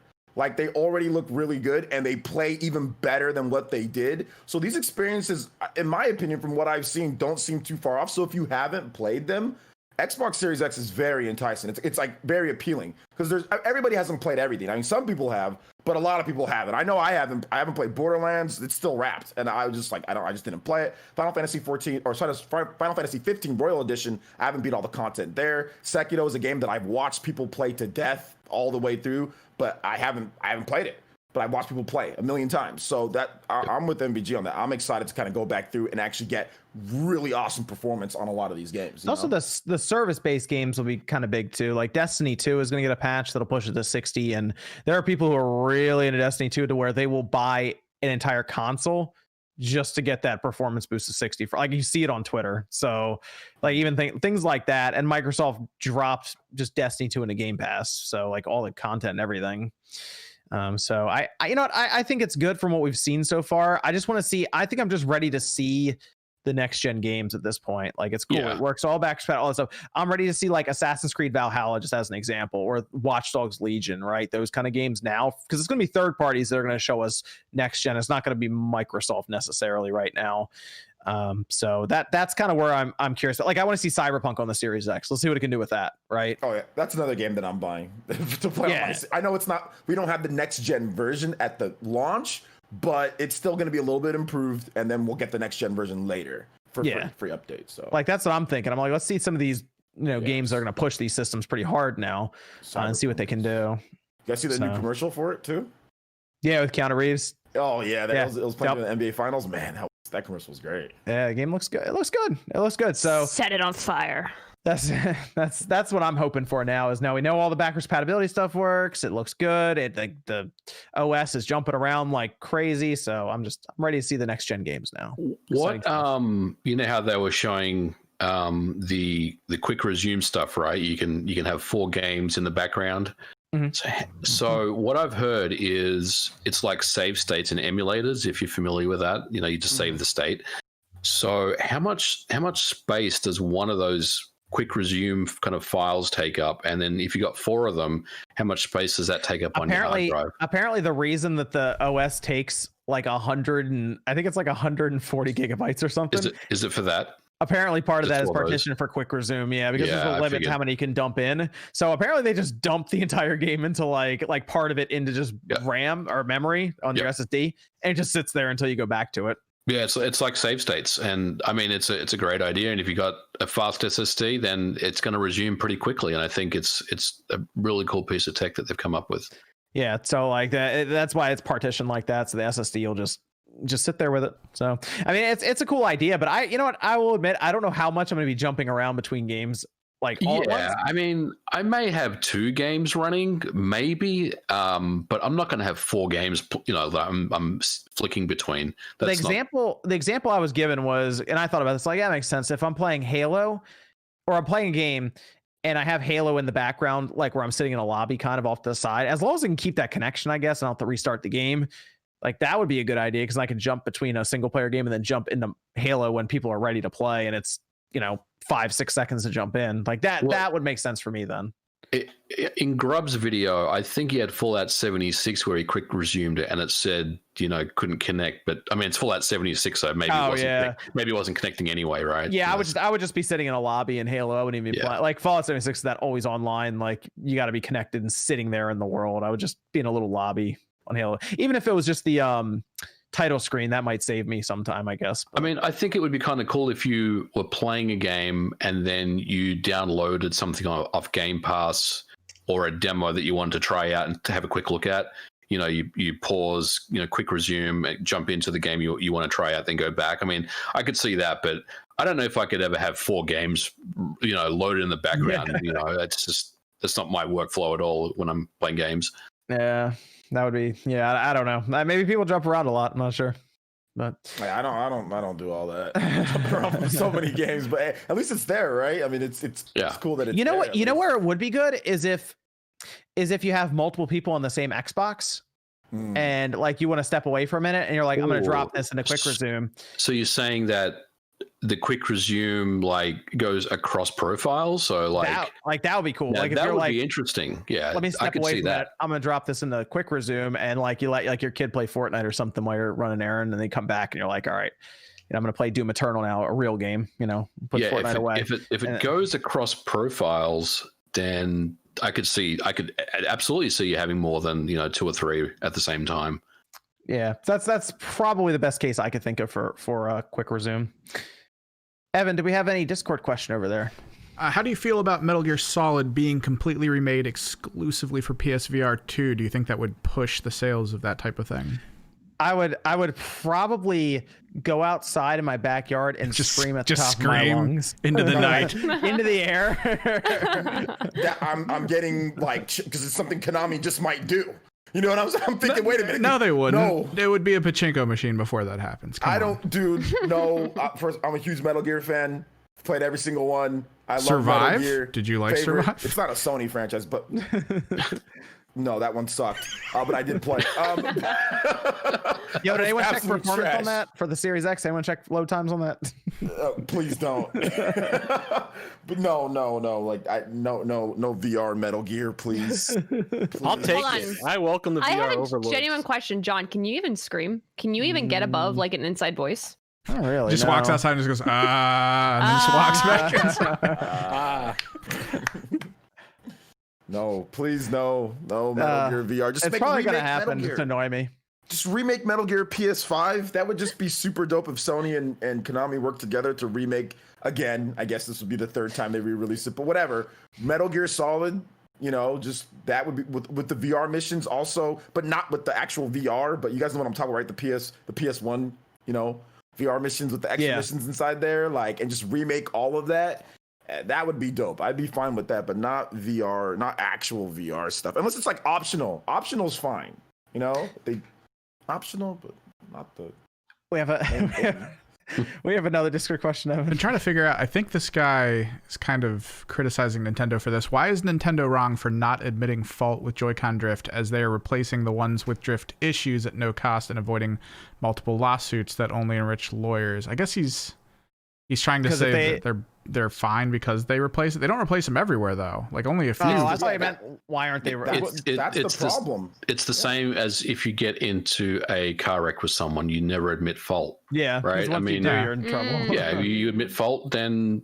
But here's the issue though. The issue is that I agree. Like you never admit fault, and that's what they're arguing in court. But what I don't like is the fact that everywhere doesn't have a replacement plan. Yeah, here in the US, we have that, but people aren't separating the fact that this is Nintendo UK or this is Nintendo Europe. So this is happening in Europe. This is not happening here because we have a replacement plan. So that's the kind of issue that I have, is that I wish that Nintendo would make a replacement plan everywhere. Well, I think what they're arguing in court as well is that Nintendo knowingly put these out with these issues, probably to meet some deadline. That's what they're arguing, and Nintendo cannot say that they do. Yeah, their counter is just people are using them too rough or something. Their counter right now is just nothing. They're not saying anything because they don't want to get caught up in court with some sort of quote. That's why when Furukawa apologized for inconvenience, he was very broad about it and didn't say what he meant by the inconvenience. So they'll never admit it until even after the lawsuit. They'll just keep it quiet. So, honestly, by the time the lawsuit's over, we'll probably be halfway through the next generation anyway. People got $20 checks for that PS3 Other OS thing 2 years ago or something. Yeah. So it'll be a long time. It'll probably be a 5 or 6 year thing. Yep. I like when you're a part of those random lawsuits, you get a little kickback of just something random, a couple cents or a couple bucks. My favorite was the Red Bull one, when someone sued them because their tagline was, it gives you wings. And they didn't get any wings. So now was that really a thing? Yeah, so then now it says gives you wings with 3 eyes. And I got 2 free cans of Red Bull from it. I don't even know. I just got a letter in the mail one day saying, "Hey, due to the lawsuit, you bought it recently. You want 2 free cans?" I was like, "Okay, I'll take 3 cans of Red Bull." Everyone's been a part of those. I remember like InShape, I got like a check for like $30 because like InShape frauded out like millions of people or thousands of people from like scamming, like taking too much from a monthly gym subscriptions or whatever. So I got a check in the mail for like $20-something. I was like, bro, I want 20 million. What is this, bro? Like, give me more than this. Let's move over to the PS5. We had some of the weirdest leaks happen around the PS5 right now. Someone was taking pictures of a screenshot off screen of their computer showing the PlayStation 5 UI somewhat, and then they showed what appeared to be a dev kit controller, and then they showed the storage that's actually available to you on the PS5. And people, I guess, weren't really happy with the amount of storage, but I was kind of thinking it would be around. I actually thought it might be like low 700 gigabyte, somewhere in there. It appears to be 664 gigabytes is what's actually available to you if you start up your PS5 and start using it day one, which, I mean, Miles Morales and Spider-Man Remastered is over 100 gigabytes, and people are starting to realize that's not going to last super long. What's maybe 6 games? I'm thinking. How big's Demon Souls? It's probably going to be it's probably going to come up to 70 after patch, because it's 60. Yeah. It's like 63 before patch. There's probably like a 5 gigabyte patch waiting for us. When we start that thing up. Yeah, that SSD's about to get smoked pretty quickly. And then a Call of Duty, oh man. Well, that's the thing. We just talked about Call of Duty on Twitter. Someone posted an image. It's on PC, so it's not like it's not the console version, but that can't fit on a 250 gigabyte SSD anymore. Like it fills it up completely, and it yells at you for having too small of an SSD, and it's 250 gigabytes. So it's going to be interesting, because we're gonna have to figure out the NVMe situation, because they showed a side panel that was just laying there, and I almost wonder, do you think they're gonna make us pop the entire side panel off to get to the NVMe slot? Didn't they do that for the PS4 hard drive and the PS3? The way the PS3 had that little compartment, right? Yeah. The way the PS4 worked, on top it had a shell, and you just slide it over and it would pop off. But that didn't seem to affect the cooling at all, because it was on the other side of the fan. This one, it looked like the side was off, and you could see the fan grill. Yeah. And I have a feeling that side is there to help create some kind of like whirlwind suction effect. So I almost wonder, if you leave that off, if it'll affect the system's stability at all. But we're going to figure out how to put NVMEs in here, and it's going to be like, we're going to be buying 1 terabyte NVMEs for like $230, I think, for that. Like the Samsung one just got unveiled. Yep. So yeah, the storage, and here's where it gets even crazier. Think about what we just saw with the Xbox Series X. It has just over 800 gigabytes free when you're done, because it takes quite a bit of it, because that quick resume is part of it. How much is that Xbox Series S going to have? Is this 512 gigabytes right now? Is that going to be 300 gigabytes for open? Maybe, but I mean, is the Series S going to let you quick resume 4 games, or is it going to be maybe they reduce that to give you some more space to play with? That's a good question. Also, the games might be a little. I would say the games will, in theory, the game should be a little smaller. Yeah, but yeah, I'm wondering if they give you less quick resume slots on the Series S. Because I'm thinking that we might turn that thing on. It might be 350 gigabytes free, and it's gonna be like, oof. That's the other thing. It could just be. That's gonna hurt. Could be 350 gigabytes. I mean, that's the way things are. Yeah, that's gonna hit hard. Storage. It's, what? I hope there is a PS5 model in, let's say, like a year and a half, maybe even next holiday, even, where it's just a 2 terabyte PS5 model, and if it's 600, it's 600. When the Switch came out in 17, yes. 17, how expensive were SD cards? So we had the 400 gigabyte card that came out. That was $450, I believe. So what would be like a 128 when the Switch came out? Because I'm trying to compare the Switch because the Switch had 32 gigabytes of flash, right? So of course you want to get some SD storage. Yes. So what were you looking at? If you wanted like 64 or 128 at the time? 128 was about $50, if I'm not mistaken, at the time. Yeah, it's pretty cheap.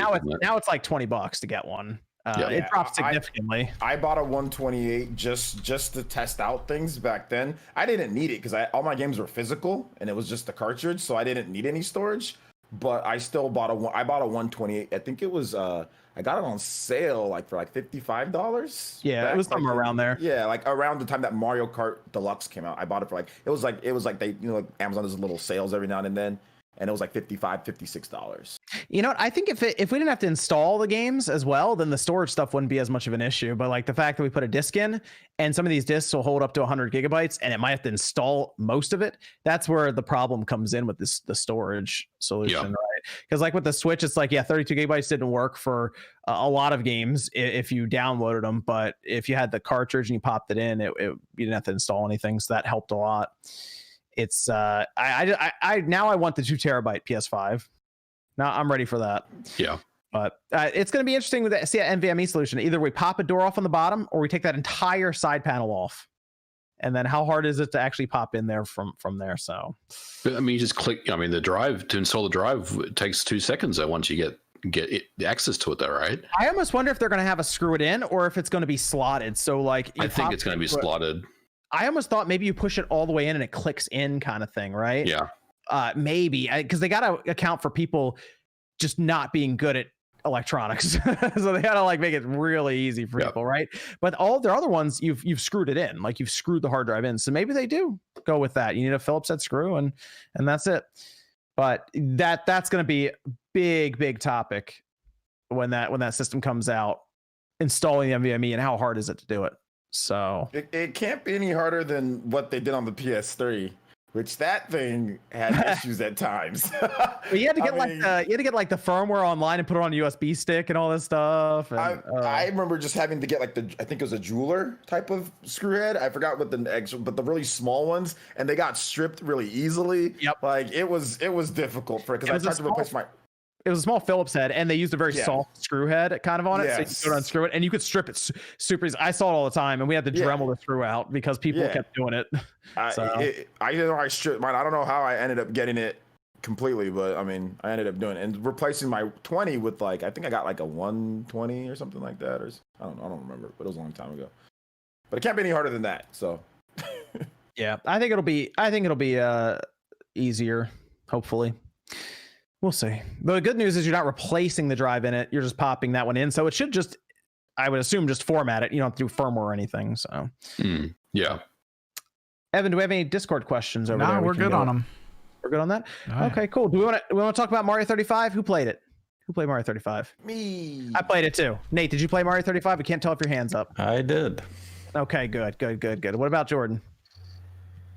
Okay. Nope. Evan, did you play Mario 35? No, thank you. Okay. No, thank you. It's a free game. What about Click? Did you play Mario 35?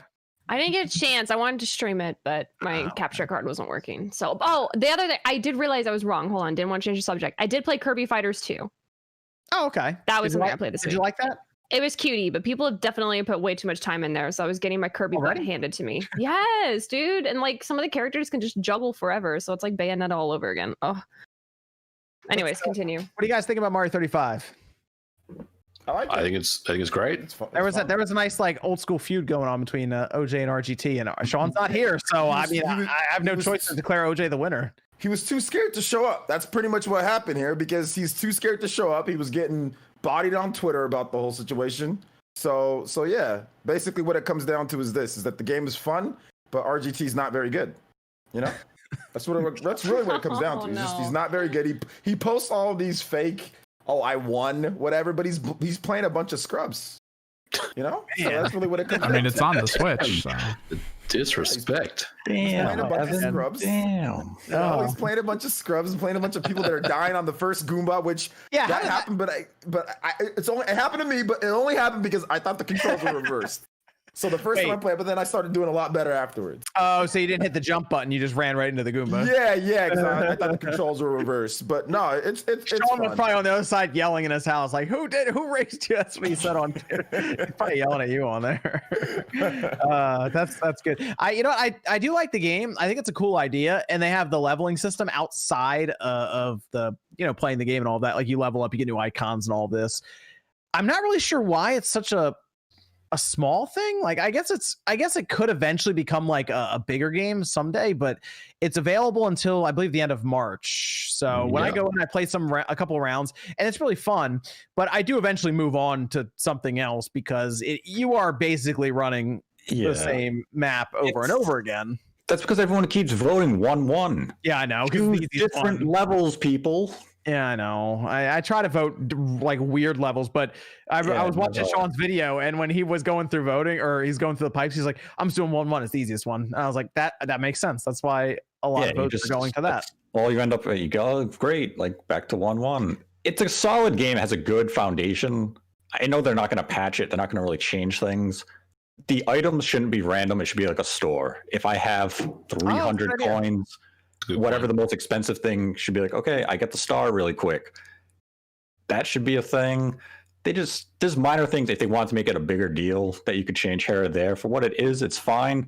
The one thing that I hate when I get the clock to the full maximum, because then I got in a match last night. It was me and one other guy. We probably went back and forth for 10 minutes of just playing against each other until I was just like, I don't care anymore. I want something to kill me. Because this isn't even fun anymore. I'm like, got the star, ran through 18,000 Goombas. I'm back up to 300 seconds. Oh, it's counting down quick. Rinse and repeat, fire flower. I'm like, okay, it's been 15 minutes now. I don't need a 20-minute match of Mario 35. And wait, you just can't take that song? The more I realize I'm not competing against the other players. I'm just competing against myself not to screw up. If you play slow, you're not going to get killed by the first Goomba. Should they do something then to like make it so it gets harder as you go along, right? What they should do is not keep bringing you back to World 1-1.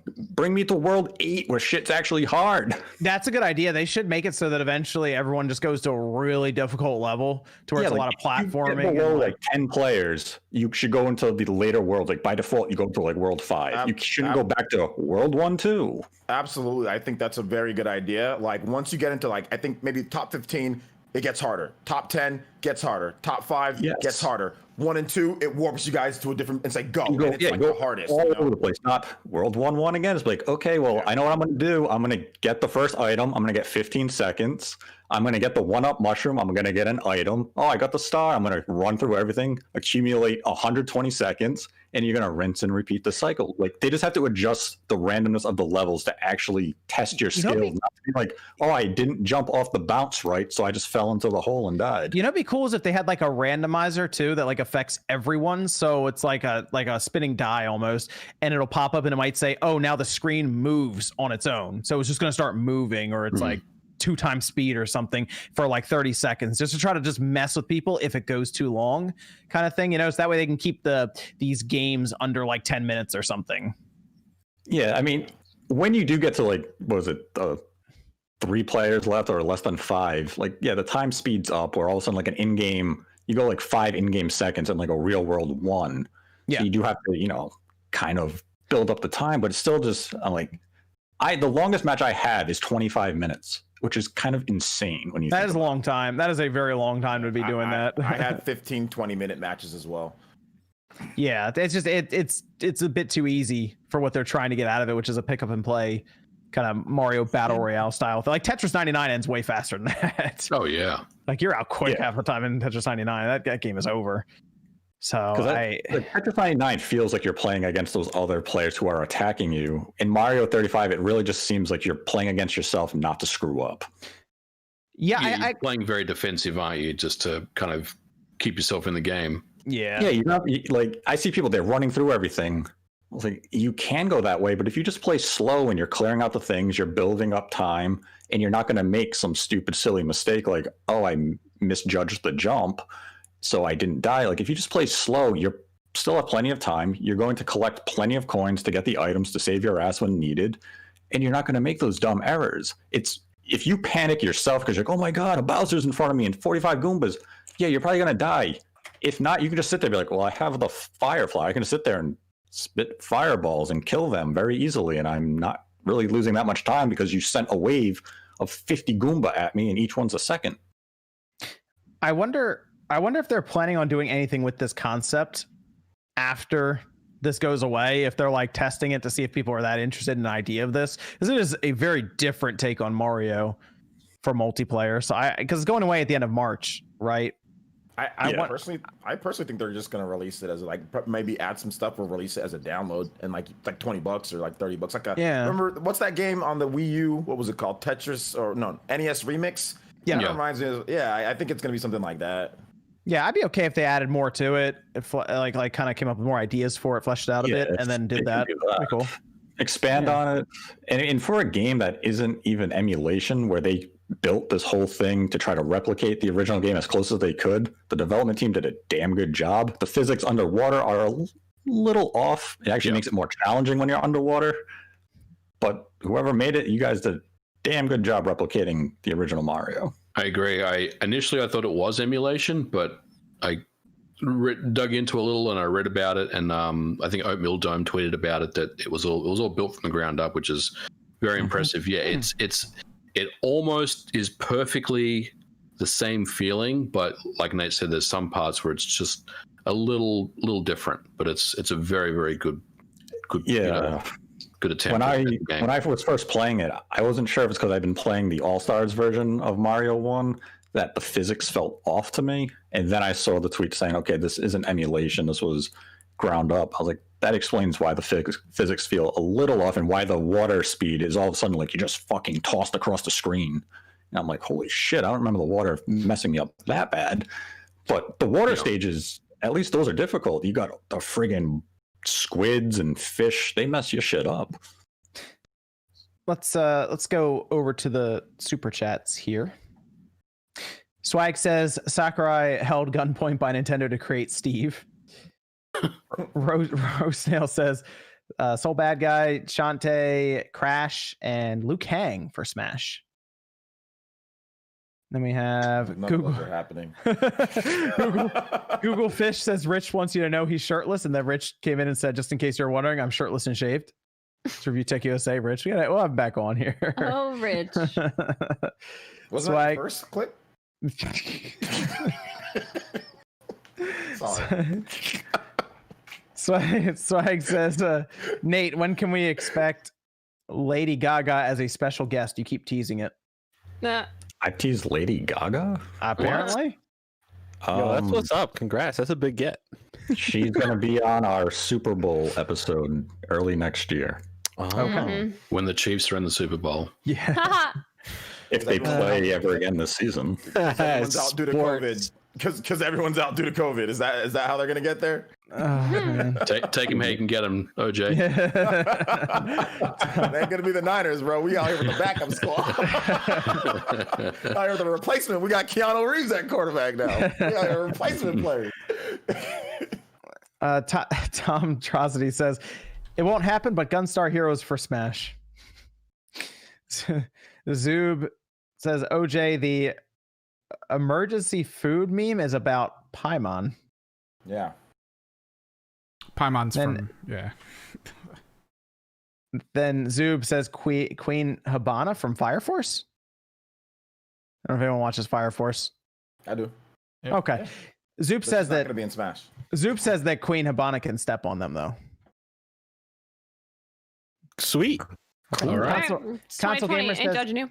Good talk. Console Gamer says both my GameStop still have the Animal Crossing Switch Edition. So I wonder how much Nintendo made and sent out. Also need a film wave on Castlevania. Jordan, you hear that? So film wave Castlevania anime. Yeah. Please invite me for that if you guys. There you go. No, you're not invited. Jordan, OJ, and Evan can do it. Evan didn't like Castlevania, man. But you watched the Dogma one, right? The Dragon's Dogma. Yeah. Evan. Yeah. And it's bad. Yeah, that was. Yeah, it was kind of bad. But Evan's like that with most things, so that's true. If it was bad, Evan, it was probably at least decent. But the first series of Castlevania far surpassed Dragon's Dogma's anime. So like, okay, there you go. Derek says, "What game do you think has the best fishing?" That's fishing. Twilight Princess on the Wii. Wait, what? Oh, I was gonna say Sega Bass Fishing on the Yes, Dreamcast. it has to be Sega Bass Fishing. With the actual fishing rod. Yeah. You guys remember that with the fishing rod? Yeah, we had that. Oh my god, that was god tier. I liked the fishing game in Red Dead Redemption 2. I thought that was pretty cool. Okay. If you guys got to that part in the game, it was fun. They had a fishing. Seaman? What's that?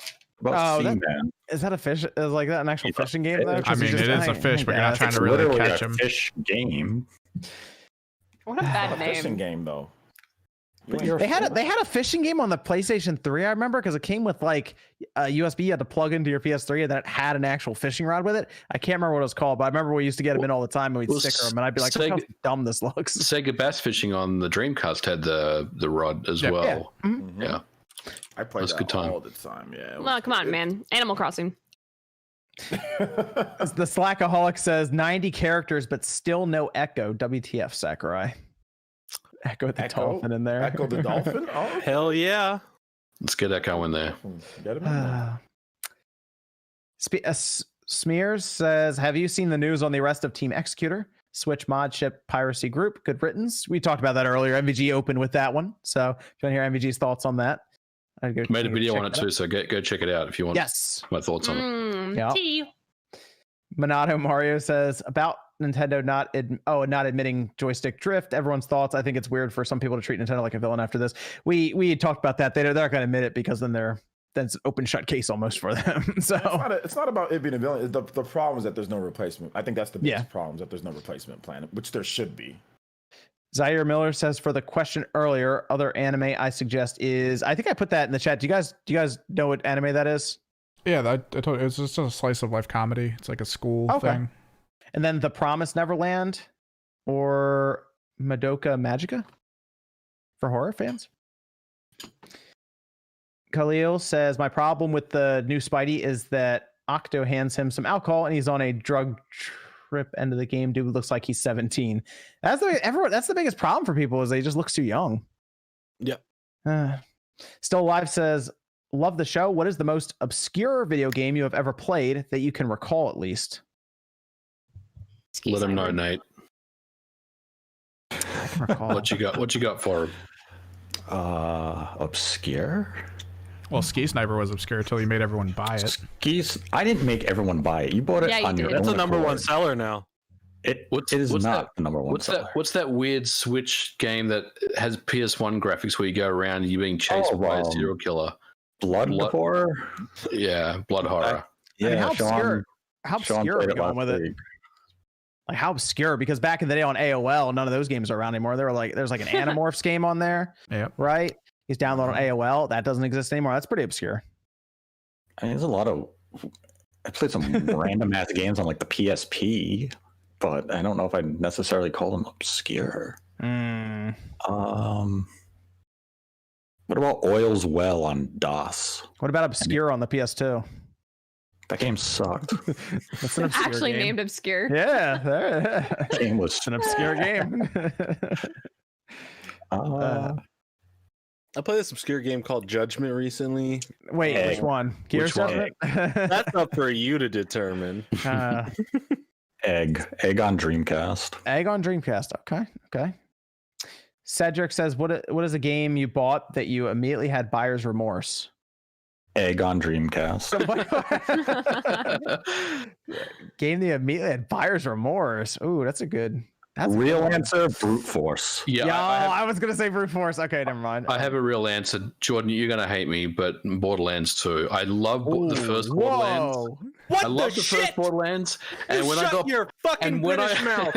And when I got Borderlands 2, I was like, man, this is just the same shit. I'm not. But better. It's the same shit, but better. But I ended up selling the game fairly soon after that, and I was like, this isn't for me. But I have gone back and played the game since then, and I have enjoyed it. It's good. Damn right you have.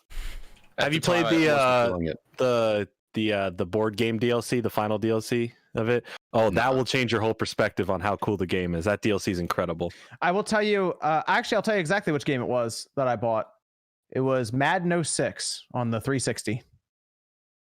Because it has nothing. It is like nothing. There's nothing to the game. It's like exhibition and that's it.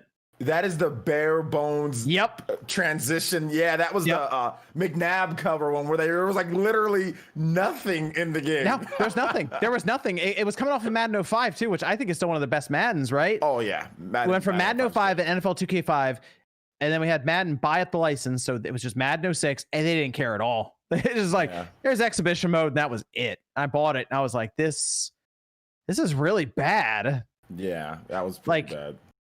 Like I took that game out and put Perfect Dark 0 in instead. That's how bad that game was. Oh dear God. That's another game that's up there as a big one for me.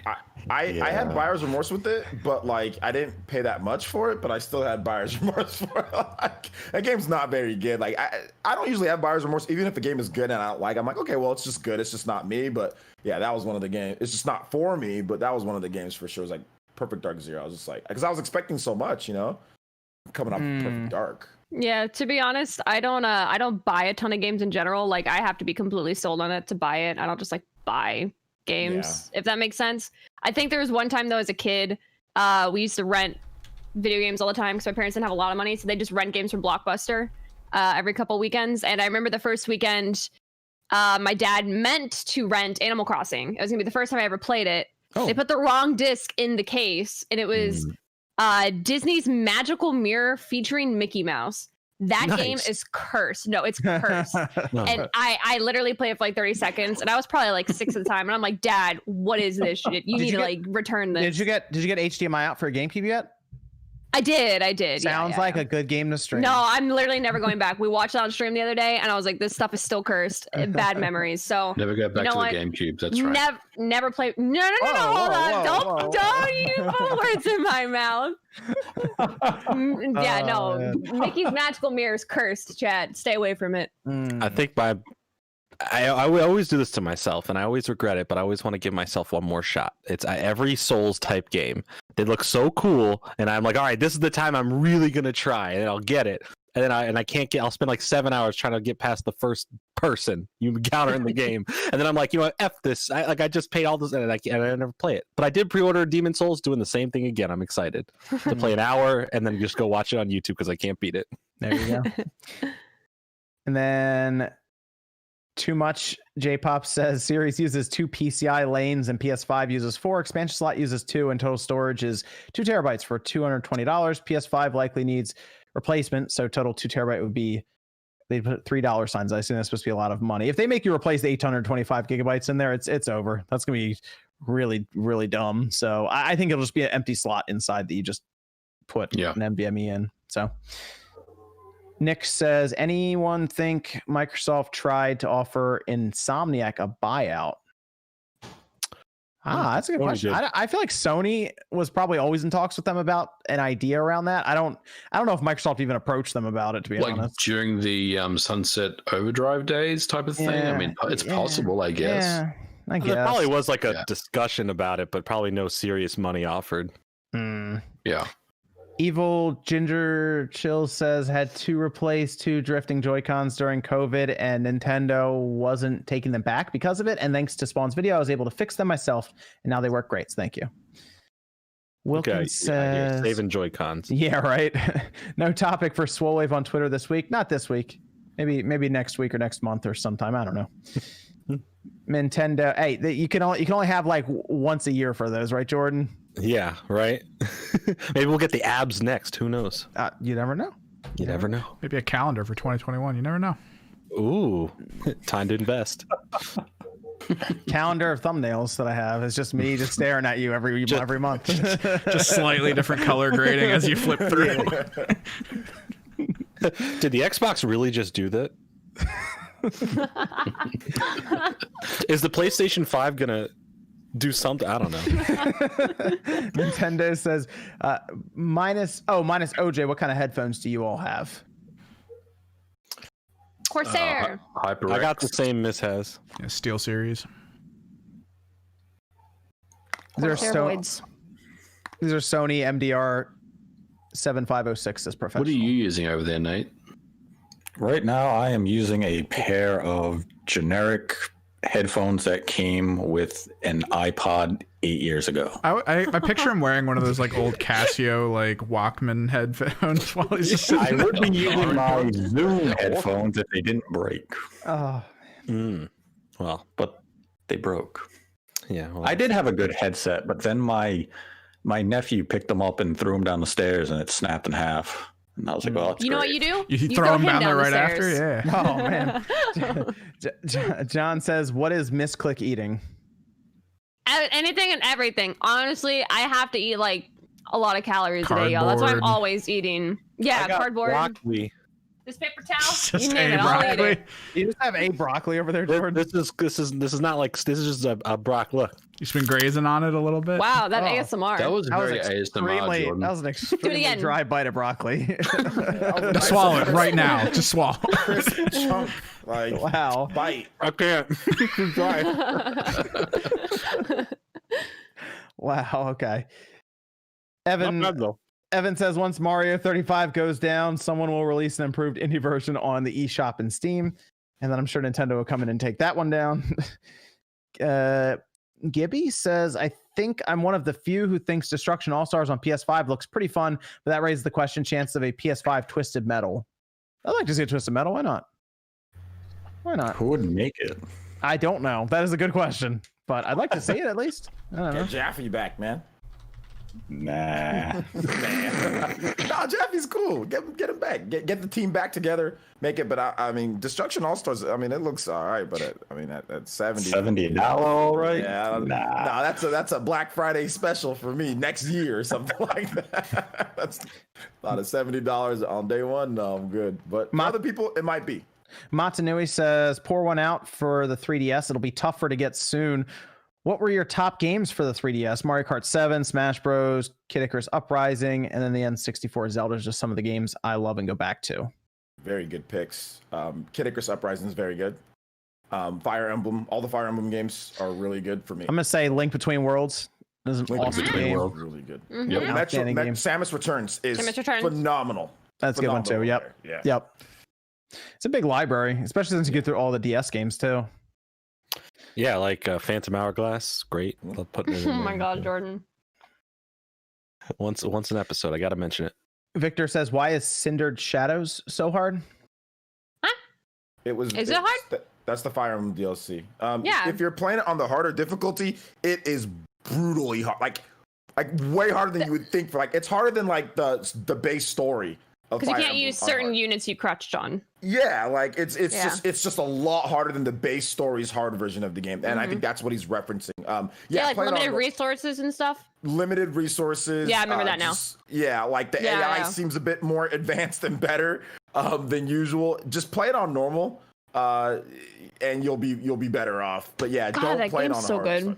It's That game is it's so really good. tough. Yeah. Jonathan Hernandez says, Travis touchdown deconfirmed for Smash. Bummer.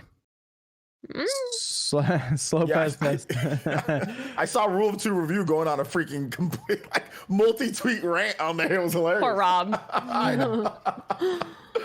Slopez says, if you have the option, how do you choose which platform to buy a game on? Do you have a preference? Generally, whichever one I guess I would play better on for the most part. Or a controller. Like I just mentioned, Tony Hawk, I'd rather play on the PS4 because of the controller. But if it's a shooter, I'd rather play it on the Xbox if I'm going to pick a console. So that's for me. The Xbox One X seems to get quite a few 4K games for the most part too.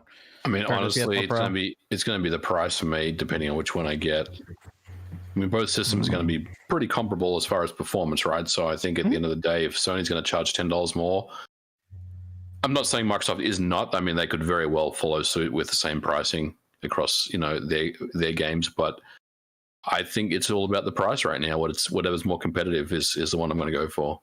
Or if there's like DLC that's locked to one and the other, for like Spider-Man, for example. That's why I got Avengers on the PS4. Yeah. It's because Spider-Man's going to be on it whenever it drops next year in the PS5 version. So, True. yep. Patrick says maple syrup dollars for Evan's hard work. The decadence. And there we go.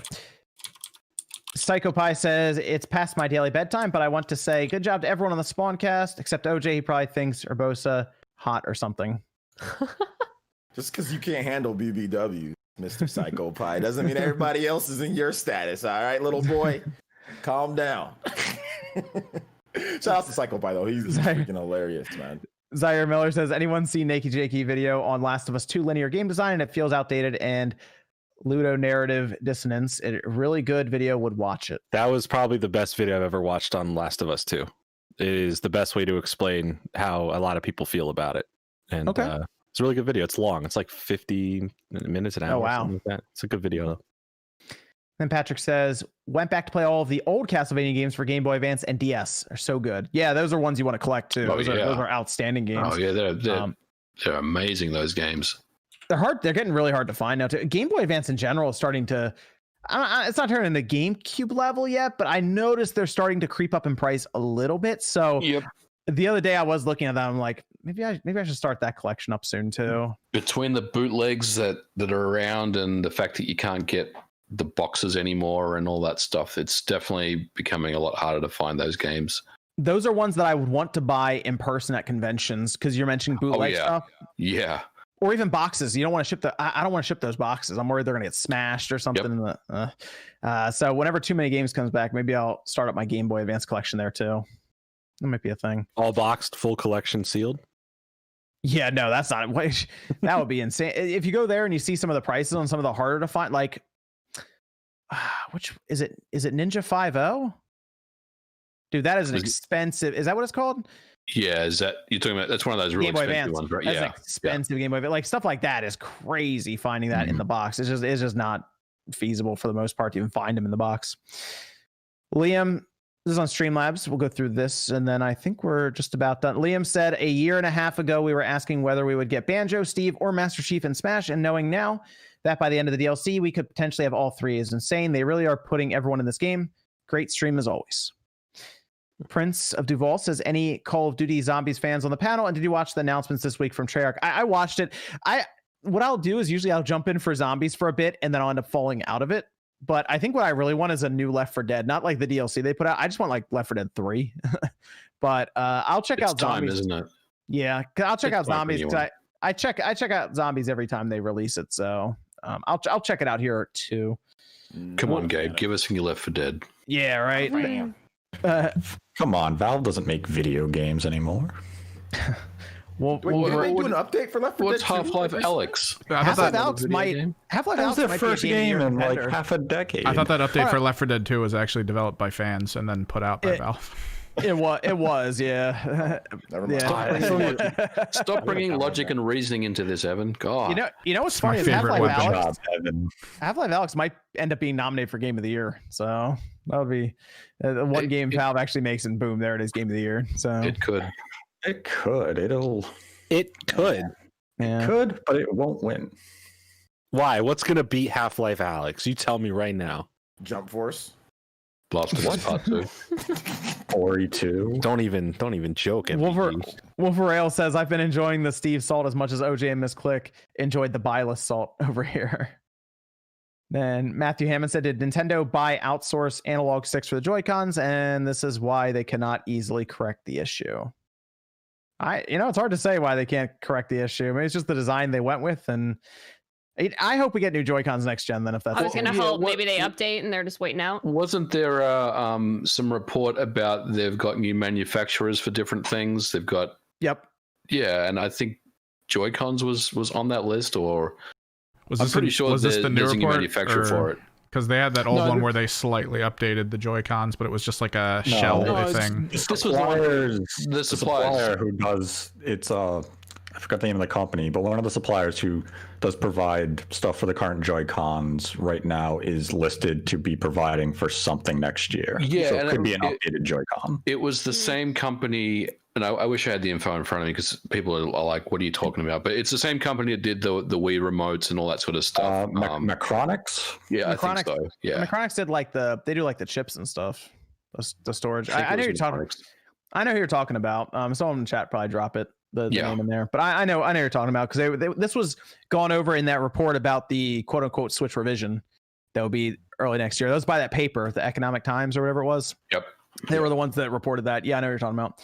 And then we have Silent Blade. says, with the new consoles coming, can you guys pick a game from the original Xbox and PlayStation you would like to see remastered? Mine would be Psyops. Oh, that's a good one on Xbox. And Brave Fencer Musashi on the PlayStation 1. Good picks. Brave Fencer Musashi is very good. I want Final Fantasy Tactics from the PS1. I want it completely redone. You can put that on the PS5. Fine, Sony will buy that one. That's good. And on the Xbox, I want Incredible Hulk Ultimate Destruction.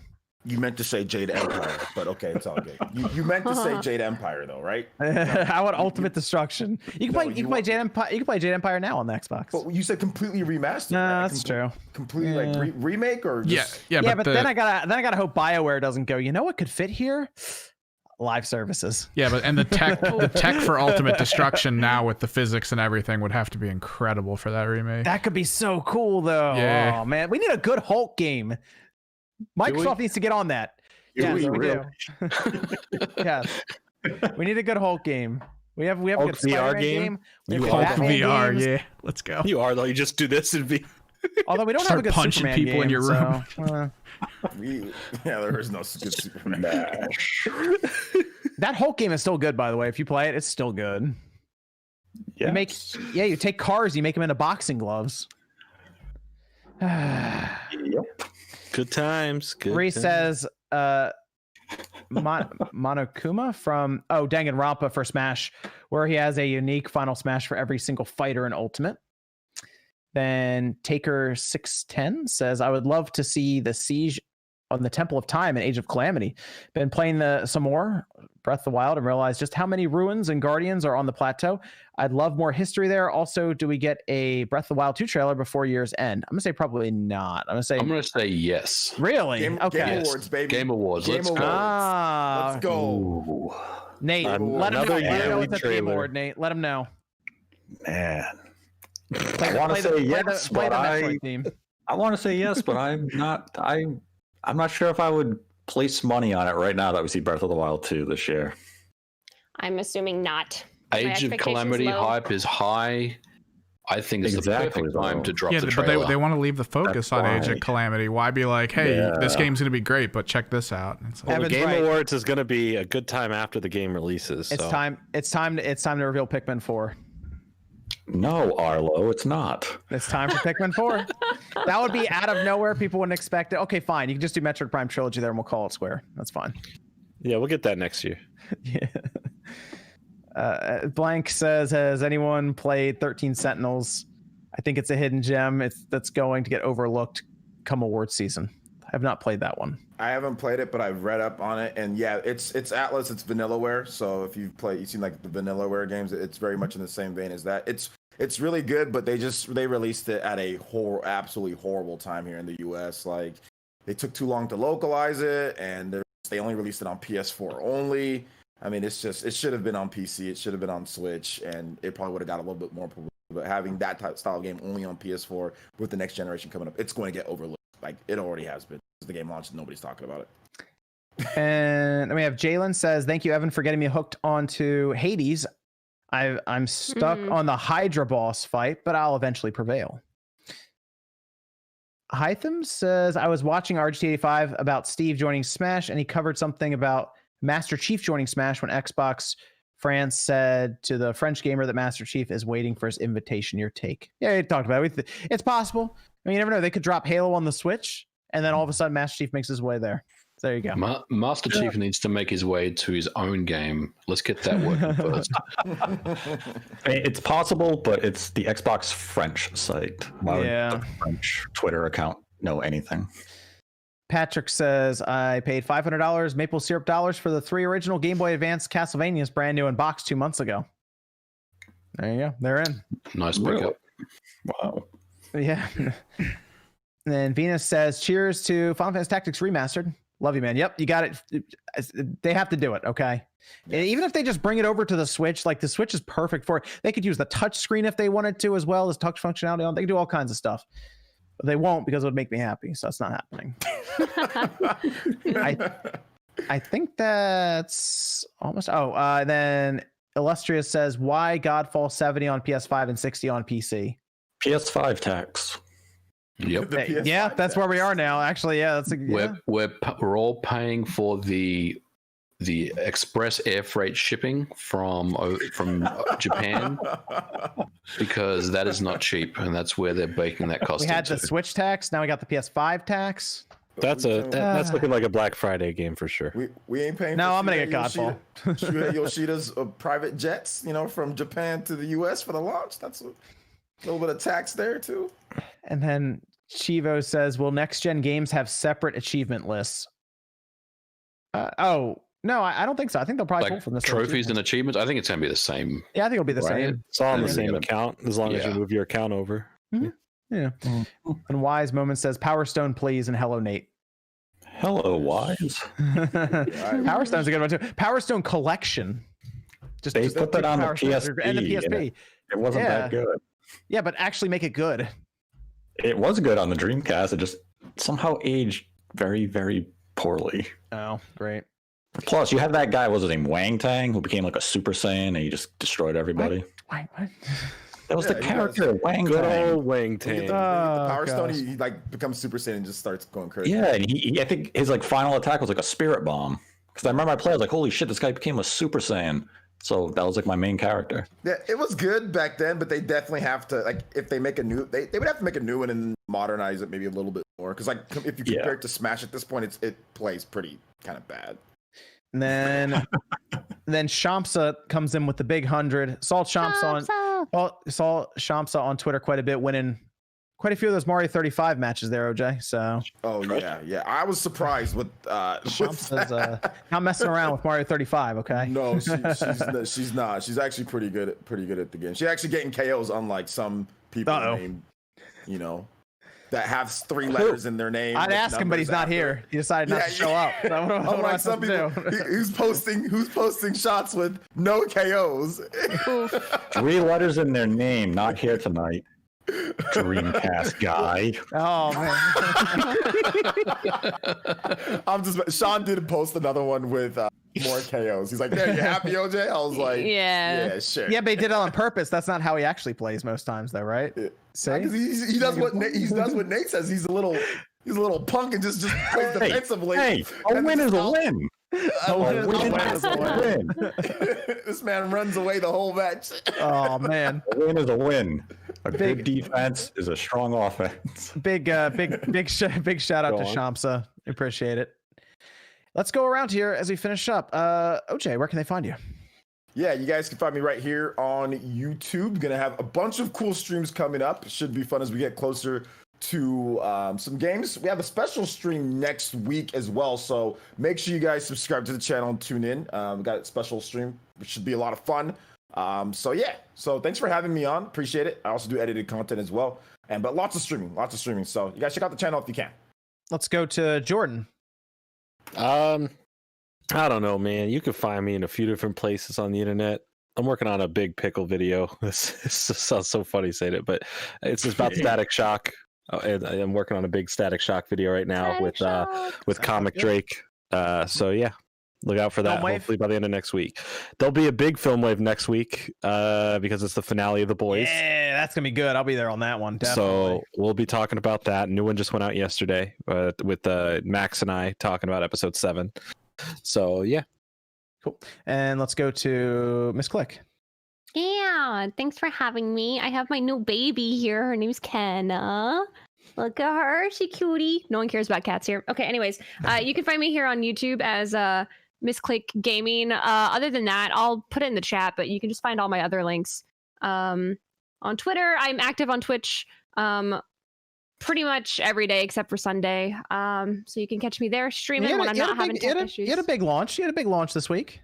Yeah, I did. I launched my Safe for Work OnlyFans. So anything that you want there, like I pretty much post about obviously like my life, and I have like my fitness journey and stuff. I know I'm not John, Mr. Spawn over here with his giant freaking massive biceps. Muscles. Physique. Yeah, but we'll get there one day or not. But yeah, if you want to keep up to date with me and just basically all the content that I post about me, my personal life, about my kitties, everything will be there. Thank you to all the people who have been supporting me with that. It's meant a lot. So I'll have the link for you in chat here in a second. I'm just holding this precious girl, and I love her. And yeah. And the Slackaholic says Breath of the Wild unplayable without the 60 frames per second patch. Hey, you never know. New Switch coming next year, right? Let's go to MVG. You can find me on Twitter at Modern Vintage Gamer, YouTube Modern. Actually, I got that round the wrong way. You can find me on Twitter at Modern Vintage G and YouTube Modern Vintage Gamer. I'll have a video coming out Monday talking about the PS4 and the homebrew scene that is on the PS4. So that will be an interesting video if you guys like that stuff. Otherwise, thanks for having me on. And one more thing, getting really close to 500k subs. So I'm going to probably be doing something really cool, like a giveaway for that. So I'll probably hit that some point next week. So just check out my Twitter and just stay tuned for sub to MVG. Get him to 500. Nice. Let's go to Nate. Yeah, you can find me on Twitter at Nate the Hate, followed by the number 2, on YouTube at Nate the Hate. Have a podcast discussion with MVG and Digital Foundry talking about if the Xbox Series X will hold back the Xbox Series. I got that backwards. If the Xbox Series S will hold back the Xbox Series X. It's too many series and letters. And talking about the Xbox Series X backwards compatibility. So that was a good discussion. John Letterman went into great detail about it. And we also kind of talked about whether or not games could come on SSDs in the future, where they're kind of like the N64 game cart. That was a fun little topic. Probably have a topic coming up this week, maybe about Nintendo. We'll see. Ooh, what do you know about Nintendo? Shut up, Fringe. He said the thing. Yes, I said the thing. Okay, let's go to Evan. You can find me on Twitter, Kimmerix Project. If I'm doing anything on Twitch or anywhere, like, it'll all be on there. So I don't really have much coming up that I can think of off the top of my head. So just follow there. Okay, that's going to do it here for Spawncast. Thanks everyone for joining. We'll be back next Saturday night, 9 p.m. Eastern time. And see you guys then. Hopefully with Sean and Max. So we'll see you guys then. I am Batman.